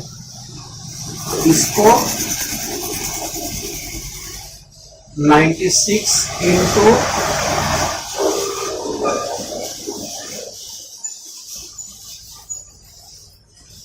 ये दो कट गया जीरो, तो ये हो गया 100 बाय 16 इंटू 36, ठीक है। तो 636 3 यानी कि 16 जा तो ये कट जाएगा, और ये 6 जा कट जाएगा। 100 बाय 6 50 बाय 3 मीटर पर सेकंड, ठीक है। 50 बाय 3 मीटर पर सेकंड क्या हो गया, इसका भी हो गया। यहां तक बात समझ में आ रहा है। अब देखिए हमको क्या निकालने का है, average EMF induced across the width of the train. ई जो ईएमएफ का जो वैल्यू होता है वो क्या होता है, ये मोशनल ईएमएफ है, मोशनल ईएमएफ है। इसका वैल्यू क्या होगा, बी एल भी। एल क्या होता था, उसका लेंथ होता था, ये एल क्या होता था, इसका लेंथ होता था। अब भी पता ही, अब बी मैग्नेटिक फील्ड, यानी कि मैग्नेटिक फील्ड जो आपका जो है वो क्या है, वो BH है, और उसका वैल्यू आपको दिया हुआ है इतना, ठीक है। तो ये जो आपका हो गया B का वैल्यू कितना हो गया 4 into 10 to the power -5, length का वैल्यू आपको दिया हुआ है, दोनों के पटरी के बीच का दूरी।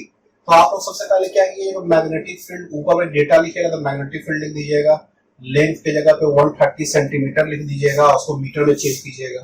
तो 130 बाई सेंटीमीटर है ना, तो 10 टू द पावर -2 मीटर। अभी जो हो गया 50 बाई 3 हो गया। ये मोशनल ईएमएफ का वैल्यू हो गया आपका, ठीक है। ये जो आपका हो गया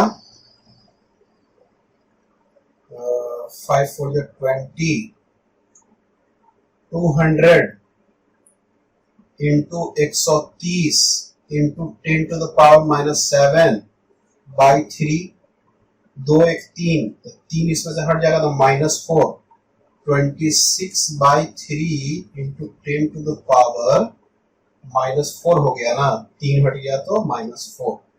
ये ईएमएफ का वैल्यू आ गया, ये वोल्ट में आंसर होगा। 8 24 6 7 into 10 to the power -4 volt आ गया। ये ईएमएफ का वैल्यू आ गया। इसका वैल्यू देखा जाए 8.67 इंटू 10 टू -4 वोल्ट, ठीक है। ये ईएमएफ का वैल्यू सही है। if the leakage resistance between the rail is 100 ohm, ठीक है, तो मान लीजिए कि ये दोनों के बीच में कुछ रेजिस्टेंस है, वो है 100 ओम का, ठीक है। तो 100 ओम का रेजिस्टेंस जो होगा, तो इससे एक करंट भी बनेगा। तो हम लोग लिखते हैं find the retarding force on the train due to the magnetic, the retarding force का वैल्यू निकालना है। तो पहले हम लोग करंट का वैल्यू निकालते हैं, ठीक है। चलिए इसको हम मिटा देते हैं।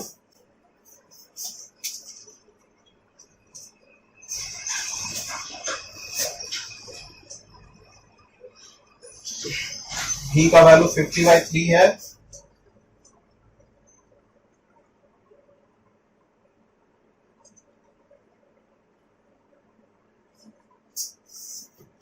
V का वैल्यू कितना है 50/3 मीटर पर सेकंड, ठीक है। अब हमको क्या करना है, लीकेज रेजिस्टेंस निकालना है। अब देखिए लीकेज रेजिस्टेंस कैसे निकालना है। अब कैसे निकालना है, हमको रिटार्डिंग फोर्स निकालना है। करंट जो हो जाएगा I is equal to E by R, ये रेजिस्टेंस का वैल्यू 100 है ना, तो ये 8.67 इंटू 10 टू द माइनस 4 और रेजिस्टेंस का वैल्यू 100, ये क्या हो जाएगा एम्पियर, यानी कि 8.67 into 10 to the power minus 6 ampere हो गया, ये I का वैल्यू हो गया।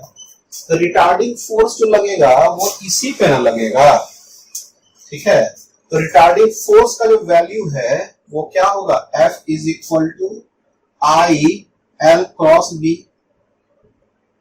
तो रिटार्डिंग फोर्स का जो वैल्यू हो जाएगा वो क्या हो जाएगा, करंट का value 8.67 into 10 to the power minus 6, ये लेंथ का वैल्यू, लेंथ कितना दिया हुआ सेंटीमीटर में, तो 130 into 10 to the power minus 2, और बी मैग्नेटिक फील्ड का वैल्यू दिया हुआ है ना, ये कितना होगा 4 into 10 to the power minus 5, ये फोर्स लगेगा, ठीक है। कैलकुलेट किया जाए इसको।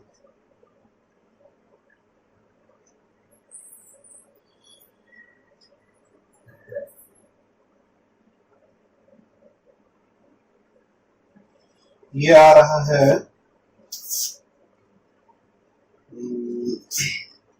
4.47 into 10 to the power minus 10 newton, ये फोर्स का वैल्यू आ रहा है।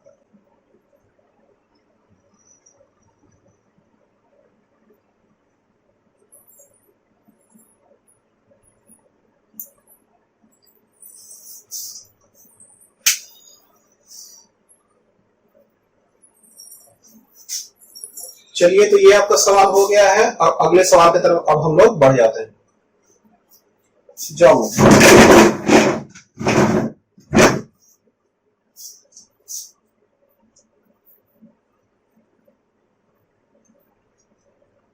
जाओ।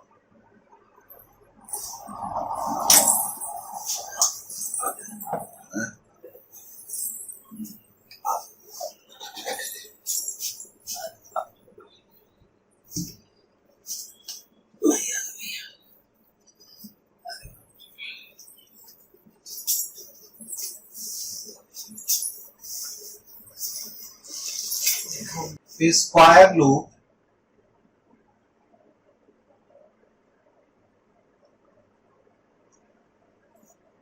of edge A having n turns of edge A having n turns is rotated with n turns is rotated with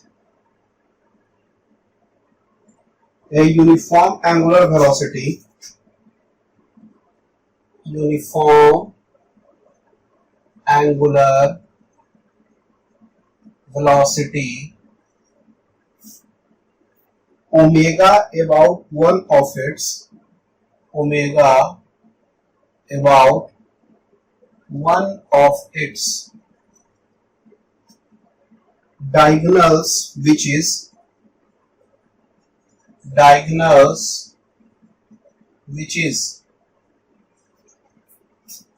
kept fixed in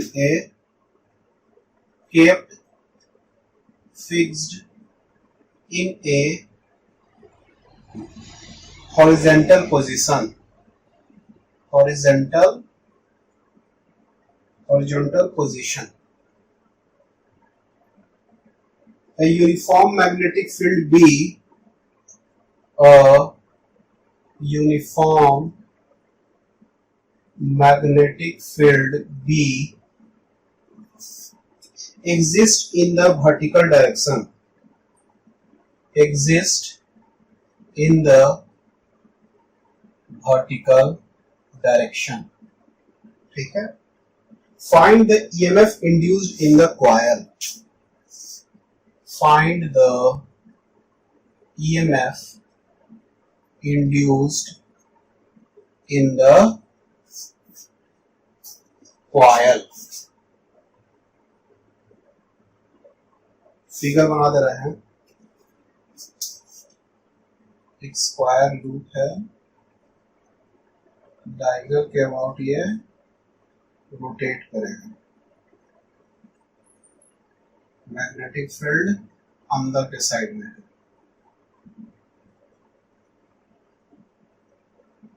ठीक है. चलिए question पढ़ दिया जाएगा. The square loop of edge A having n turns is rotated with a uniform angular velocity omega about one of its diagonal, which is kept fixed in a horizontal position. A uniform magnetic field B exists in a vertical direction. ठीक है. Find the EMF induced in the coil. चलिए, तो आपको इस coil में जो EMF induced होगा उसका वैल्यू निकालने का है. देखिए, स्क्वायर लूप है, उसका एज A है और ये क्या कर रहा है, रोटेट कर रहा है ऐसे. ठीक है, ऐसे रोटेट कर रहा है, ऐसे रोटेट कर रहा है. ये एंगुलर स्पीड ऐसा है. About one of its diagonal which is kept fixed in a horizontal position, horizontal में diagonal रखा हुआ, उसके about ये रोटेट कर रहा है. Uniform magnetic field B exists in vertical downward, vertical direction में आपका मैग्नेटिक फील्ड जो अंदर साइड में दिख रहा है. EMF आपका जो इंड्यूस होगा इस कॉइल में आपको निकालने का है. तो देखिए, EMF जो इंड्यूस होगा या मैग्नेटिक फ्लक्स में चेंज, मैग्नेटिक फ्लक्स में मैग्नेटिक फील्ड और एरिया का हमको जरूरत पड़ता है. ठीक है. और इसमें नंबर ऑफ टर्न्स n भी है तो उसको भी यूज करना है. तो मैग्नेटिक एरिया इसका क्या हो जाएगा, area of loop A is equal to छोटा वाला A का स्क्वायर है. इसका A है, स्क्वायर है तो A का स्क्वायर हो गया एरिया. और मैग्नेटिक फील्ड जो वैल्यू है, मैग्नेटिक फील्ड का जो वैल्यू है, मैग्नेटिक फील्ड तो B ही है खाली इसका, इसमें और कुछ नहीं दिया हुआ, B हो गया ये. ठीक है. और नंबर ऑफ टर्न्स कितना है इसका, n. ठीक है. ये तीनों डेटा दिया हुआ है. अब देखिए, EMF जो हो जाएगा वो क्या हो जाएगा, माइनस d∅b बाई dt. ये क्या हो जाएगा, NBA. तो हमको मैग्नीट्यूड से भी मतलब है, तो सिर्फ हमको ये माइनस की कोई जरूरत नहीं है इतना. ठीक है. EMF कितना जनरेट हो रहा है वो पूछ रहा है, कोई डायरेक्शन तो पूछ नहीं रहा है, तो उसे मैग्नीट्यूड से मतलब है. NBA. ठीक है. Magnetic field into area bye dt. ठीक है. समझ में बात आ रहा है. अच्छा, एक चीज और, ये जो मैग्नेटिक फील्ड है वो अंदर साइड में और एरिया तो रोटेट हो रहा है ना से, तो इस दोनों के बीच में जो एंगल होगा cos थीटा वही तो रोटेट होगा. तो इसमें जो क्या होता था, ये क्रॉस प्रोडक्ट होता था ना मैग्नेटिक फील्ड और एरिया का, तो B ये cos थीटा लिख दिए उसका. ये n बाहर आ गया, B भी बाहर आ गया, A भी बाहर आ गया, और D cos थीटा. अच्छा, थीटा जो होगा उसका वैल्यू क्या लिखेंगे, ओमेगा है ये, तो theta is equal to omega t लिख सकते हैं, ये हमेशा लिखते आए हैं, बाई dt. ठीक है. तो ये जो वैल्यू हो जाएगा,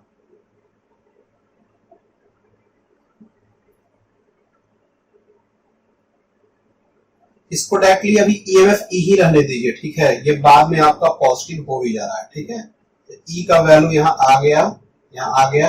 अब देखिए, यहाँ जो वैल्यू आ गया NBA d cos theta by d theta जो होगा वो क्या हो जाएगा आपका, माइनस साइन थीटा, तो NBA साइन ओमेगा t. ठीक है. तो हमको साइन ओमेगा t हो गया, तो ये ओमेगा नीचे क्या होगा आपका, जैसे ये dt लिखेगा तो इसको d ओमेगा t कर देते हैं, तो dt बाई, सॉरी इसको क्या करेंगे हम लोग, d omega t by dt ऐसा लिख सकते हैं। तो ओमेगा यहां से कॉमन आएगा तो यहां से ओमेगा हम इसको लिख देते हैं और साइन ओमेगा t आ गया। समझ में आ रहा है? इसका वैल्यू क्या आएगा, minus sign omega T minus omega sine omega T आएगा। ठीक है, तो उसी का वैल्यू यहां डाले हैं तो इतना आ गया है ईएमएफ का वैल्यू। ठीक है, समझ में बात आ रहा है? ये ईएमएफ का वैल्यू आ गया, यही निकालना है ना, ये तो निकल गया।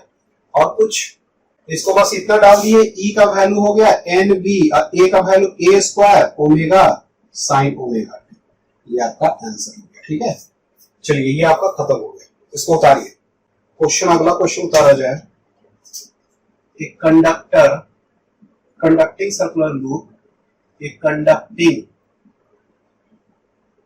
Circular loop of radius r is rotated, of radius r is rotated about its diameter at a, about its diameter at a constant angular velocity omega, constant angular velocity omega in a magnetic field, in a magnetic field B perpendicular to the, B perpendicular to the axis of rotation, axis of rotation. In what position of the loop, in what position of the loop is the induced EMF zero, is the induced EMF zero. ठीक है, समझ में बात आ रहा है? तो question पढ़ा जाए।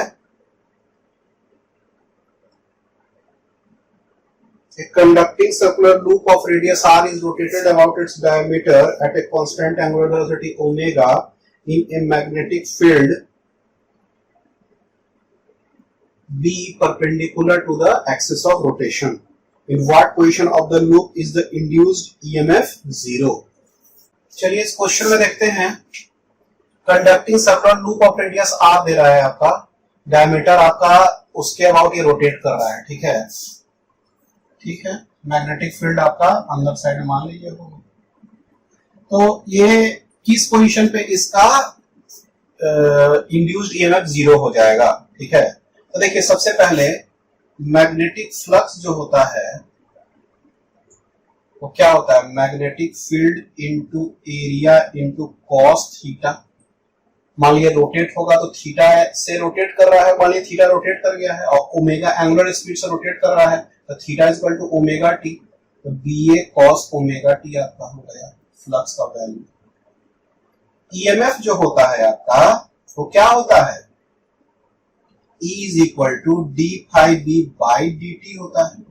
ठीक है, यदि मैग्नीट्यूड का बात करें तब से, तो ये क्या हो जाएगा, बी ए ओमेगा साइन ओमेगा टी हो जाएगा आपका। ठीक है, तो ईएमएफ तो तभी जीरो होगा जब ये पूरा जीरो हो जाएगा, और ये जीरो कब होगा, जब omega T is equal to N pi के फॉर्म में होगा। The value of EMF will be zero only when omega t is equal to n pi।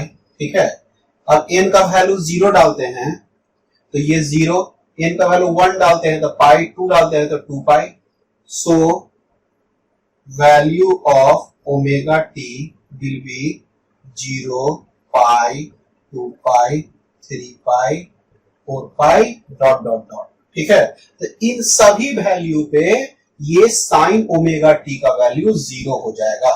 ठीक है, साइन ओमेगा टी का वैल्यू क्या हो जाएगा, value of um is 0 only when omega T is equal to n pi where sine omega T is equal to 0, यहां लिख दीजिएगा। So value of omega T is equal to इतना हो जाएगा, ये सभी वैल्यू पे आपका क्या हो जाएगा, इसका वैल्यू 0 हो जाएगा। ठीक है, लेकिन इसी सब वैल्यू पे फ्लक्स का वैल्यू मैक्सिमम रहेगा, but also see that at this value the value of flux phi d will be maximum। जैसा मान लीजिए 0 इसका वैल्यू आया ओमेगा टी का, यहां 0 डालिए तो cos 0 का वैल्यू 1, यानी कि मैक्सिमम वैल्यू तो एक ही होता है ना, तो ये फ्लक्स का वैल्यू मैक्सिमम वैल्यू हो गया। ठीक है, तो किसी भी वैल्यू पे इसका फ्लक्स का वैल्यू मैक्सिमम, और ये जो आपका ईएमएफ का वैल्यू 0। ठीक है, समझ बात आ रहा है, किस पोजीशन पे होगा, यानी कि इसको हम रोटेट अभी ऐसे है। ठीक है, तो 0 एंगल बना रहा है। ठीक है, एरिया वेक्टर, ये जो ओमेगा टी एंगल है वो किसके किसके बीच का एंगल है, ये बी और ए के बीच का एंगल है ना, तो बी और ए के बीच का, तो ऐसे पोजीशन पे इसका 0, फिर इसको क्या कीजिए कि ऐसे कर दीजिए, तो बी और ए के दोनों के बीच में क्या हो गया, पाई एंगल जब बन जाएगा। ठीक है, मतलब इसको ऐसे रोटेट किया हुआ है, तो इसको 180 डिग्री फिर रोटेट कर दिया, मतलब ऐसे को फिर तो उल्टा कर दीजिए। ठीक है, तो 180 डिग्री में फिर क्या हो जाएगा, फिर 0, फिर हम 360 कर देंगे तो फिर 0, दूसरे को करते करते इसका वैल्यू 0 हो जाएगा। अब एक क्वेश्चन लिखते हैं,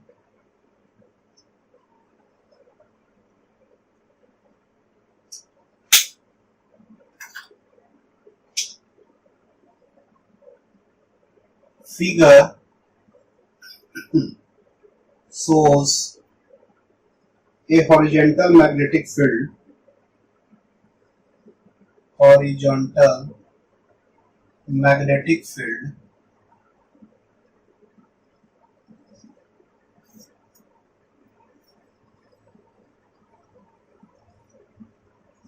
which is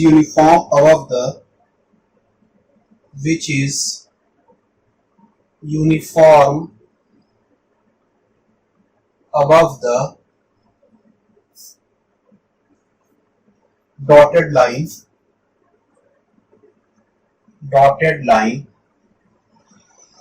and is 0 below it,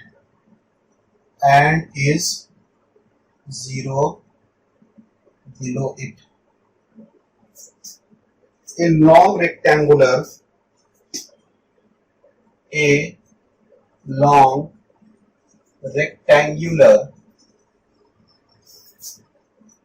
conducting loop of width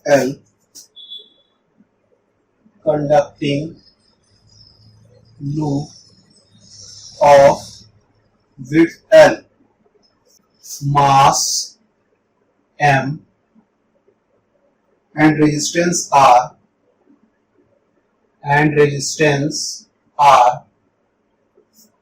is placed partly above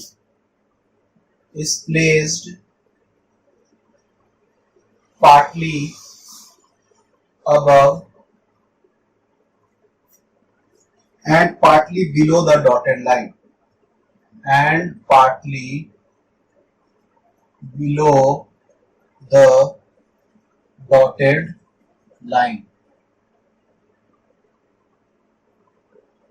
with the lower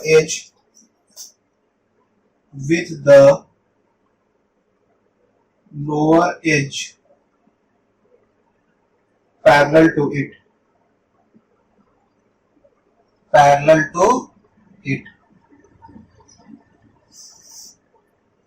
with what velocity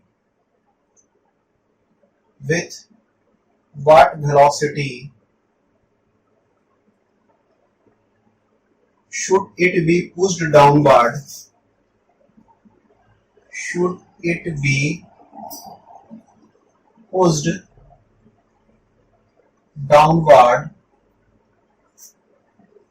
so that it may continue so that it may continue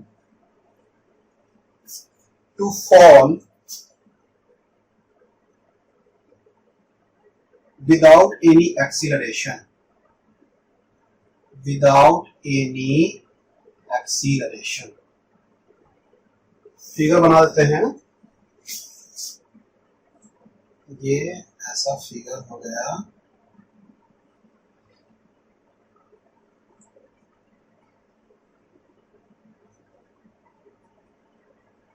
ये magnetic field का direction हो गया. ये L length हो गया. चलिए, ये नीचे गिर रहा है. क्वेश्चन का पढ़ दे रहे हैं. Figure shows a horizontal magnetic field which is uniform above the dotted line and is zero below it. A long rectangular conducting loop of width L, mass M, and resistance R is placed partly above and partly below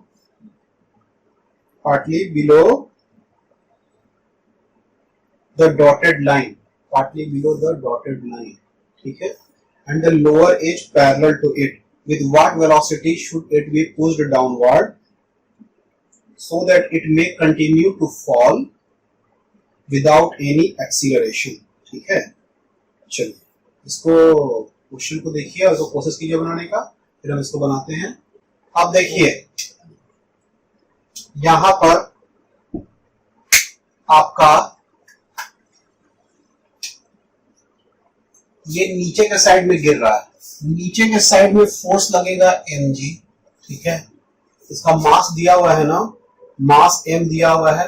अच्छा, इसका width दिया हुआ है l. Width दिया हुआ है इसका l. ठीक है. चलिए, तो हाँ, ये l दिया हुआ है, यहाँ लिखा हुआ भी है. ठीक है. चलिए, तो अब क्या है कि एक फोर्स उस पे लगेगा ऊपर साइड में जो हमेशा लगते आया है F. ठीक है. तो हम लोग देखते हैं, पहले इसका करंट निकालते हैं.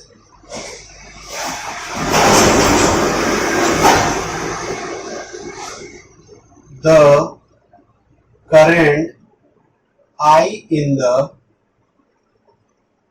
loop is I is equal to EMF by resistance. EMF का वैल्यू क्या होगा? BVL by R. ये BVL क्या है आपका? मोशनल EMF है आपका. तो ये BVL, B का वैल्यू दिया हुआ है. ठीक है. ठीक है. BVL बाई R आपका हो गया. यहां तक आपका I का वैल्यू आ गया. ठीक है. तो पूछ रहा है with what velocity should it be pushed downward. कितना वेलोसिटी से इसको जाना चाहिए so that we continue to fall without any acceleration. इसमें एक्सेलरेशन नहीं हो. ठीक है. तो कितना वेलोसिटी से जाएगा कि इसमें एक्सेलरेशन नहीं होगा. ठीक है. तो यानी कि एक्सेलरेशन तभी नहीं होगा कि ये वाला फोर्स को बैलेंस कर ले. To have no acceleration, the net force on loop in downward direction is 0. So F बराबर mg. ठीक है. अब F जो लगेगा वो क्या लगेगा? ILB. ये ILB हमेशा फोर्स लगता है. ये क्या हो जाएगा? mg के बराबर. I जो करंट है उसका BVL बाई R हो गया. और ये जो L जो है आपका, ये बड़ा वाला लेंथ हो गया. ठीक है. तो BVL बड़ा वाला L कर देंगे. तो BVL बाई R, फिर L और फिर B is equal to mg. तो हमको निकालने का क्या था? वेलोसिटी. तो ये जो v जो वेलोसिटी है, ये v वेलोसिटी क्या होगा? इसको लिख देते हैं v square l square by r is equal to mg. ये v मल्टीप्लाइड है ना, v. तो v is equal to mg r by v square l square. ये वाला वेलोसिटी इसको लगेगा, ठीक है। इस वेलोसिटी से ये नीचे जाएगा, ये वेलोसिटी कांस्टेंट वेलोसिटी रहेगा, ये वेलोसिटी चेंज नहीं होगा क्योंकि नेट फोर्स जीरो है आपका, ठीक है। तो वेलोसिटी में कोई भी चेंज नहीं आएगा। तो with what velocity should it be pushed downward, कितना वेलोसिटी से ये नीचे पुश होगा, तो वो वेलोसिटी का वैल्यू ये आ गया। चलिए चेक कर लिया जाए इसका आंसर। ठीक है, सही है ये, ठीक है। चलिए इसको मिटाया जाए, अगला क्वेश्चन लिखा जाए। लिखते हैं question, figure shows a wire of length L. Figure shows a wire of length L which can slide on a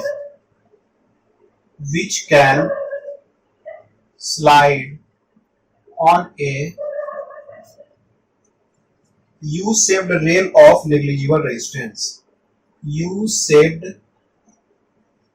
rail of negligible resistance. The resistance of the wire is R. The resistance of the wire is R.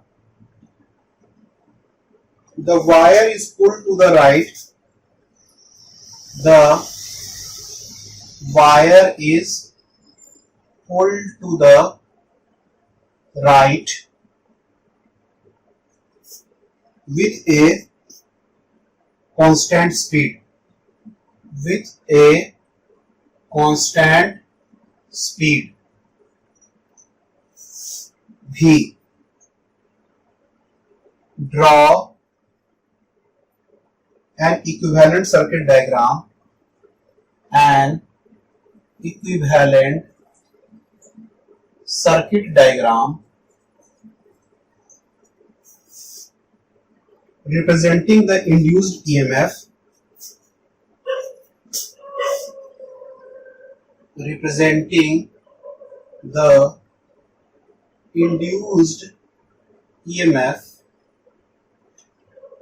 by a battery.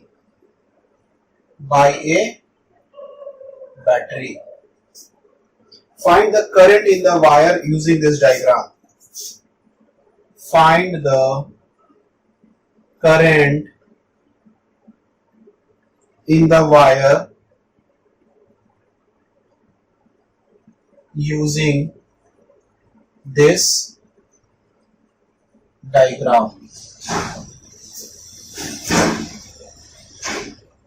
Figure है, U shaped है, एक wire है, velocity v से जा रहा है, magnetic field cross sign वाला है।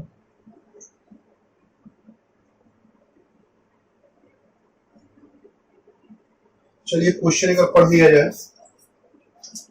Figure shows a wire of length L which can slide on a U-shaped rail of negligible resistance. ठीक है, तो रेल का रेजिस्टेंस क्या है? Negligible. The resistance of the wire is R. The wire is pulled to the right with a constant speed V. Draw an equivalent circuit diagram representing the induced EMF by the battery. Find the current in the wire using this diagram. ठीक है, तो current भी हमको निकालने का है। देखिए इसको कि वायर लेंथ L का है, L लेंथ का वायर है ये, ठीक है, इसका लेंथ आपका L दिया हुआ है और यू शेप्ड में है rail. Resistance of the wire क्या है? R है, इसका रेजिस्टेंस है। अच्छा, तो ये रेल का नेग्लिजिबल रेजिस्टेंस, बाकी ये सब चीज का रेजिस्टेंस क्या है? नेग्लिजिबल है, ठीक है। ये V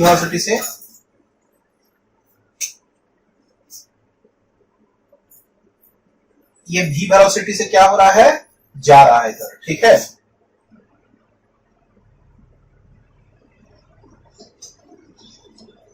अब देखिए हमको क्या करना है, draw an equivalent circuit diagram representing the induced EMF by the battery, find the current in the wire using this diagram. ठीक है, तो हमको क्या करने का है कि हमको एक इक्विवेलेंट सर्किट डायग्राम बनाने का है। ठीक है, तो देखिए सबसे पहले इसमें चार्ज होगा तो इसमें चार्ज भी ऐसे वेलोसिटी v से जा रहा है, तो F इज इक्वल टू क्या होता है क्यू भी बी। तो क्यू चार्ज जा रहा है v वेलोसिटी से और b अंदर है, तो फोर्स उसको किधर लाएगा, अपवर्ड।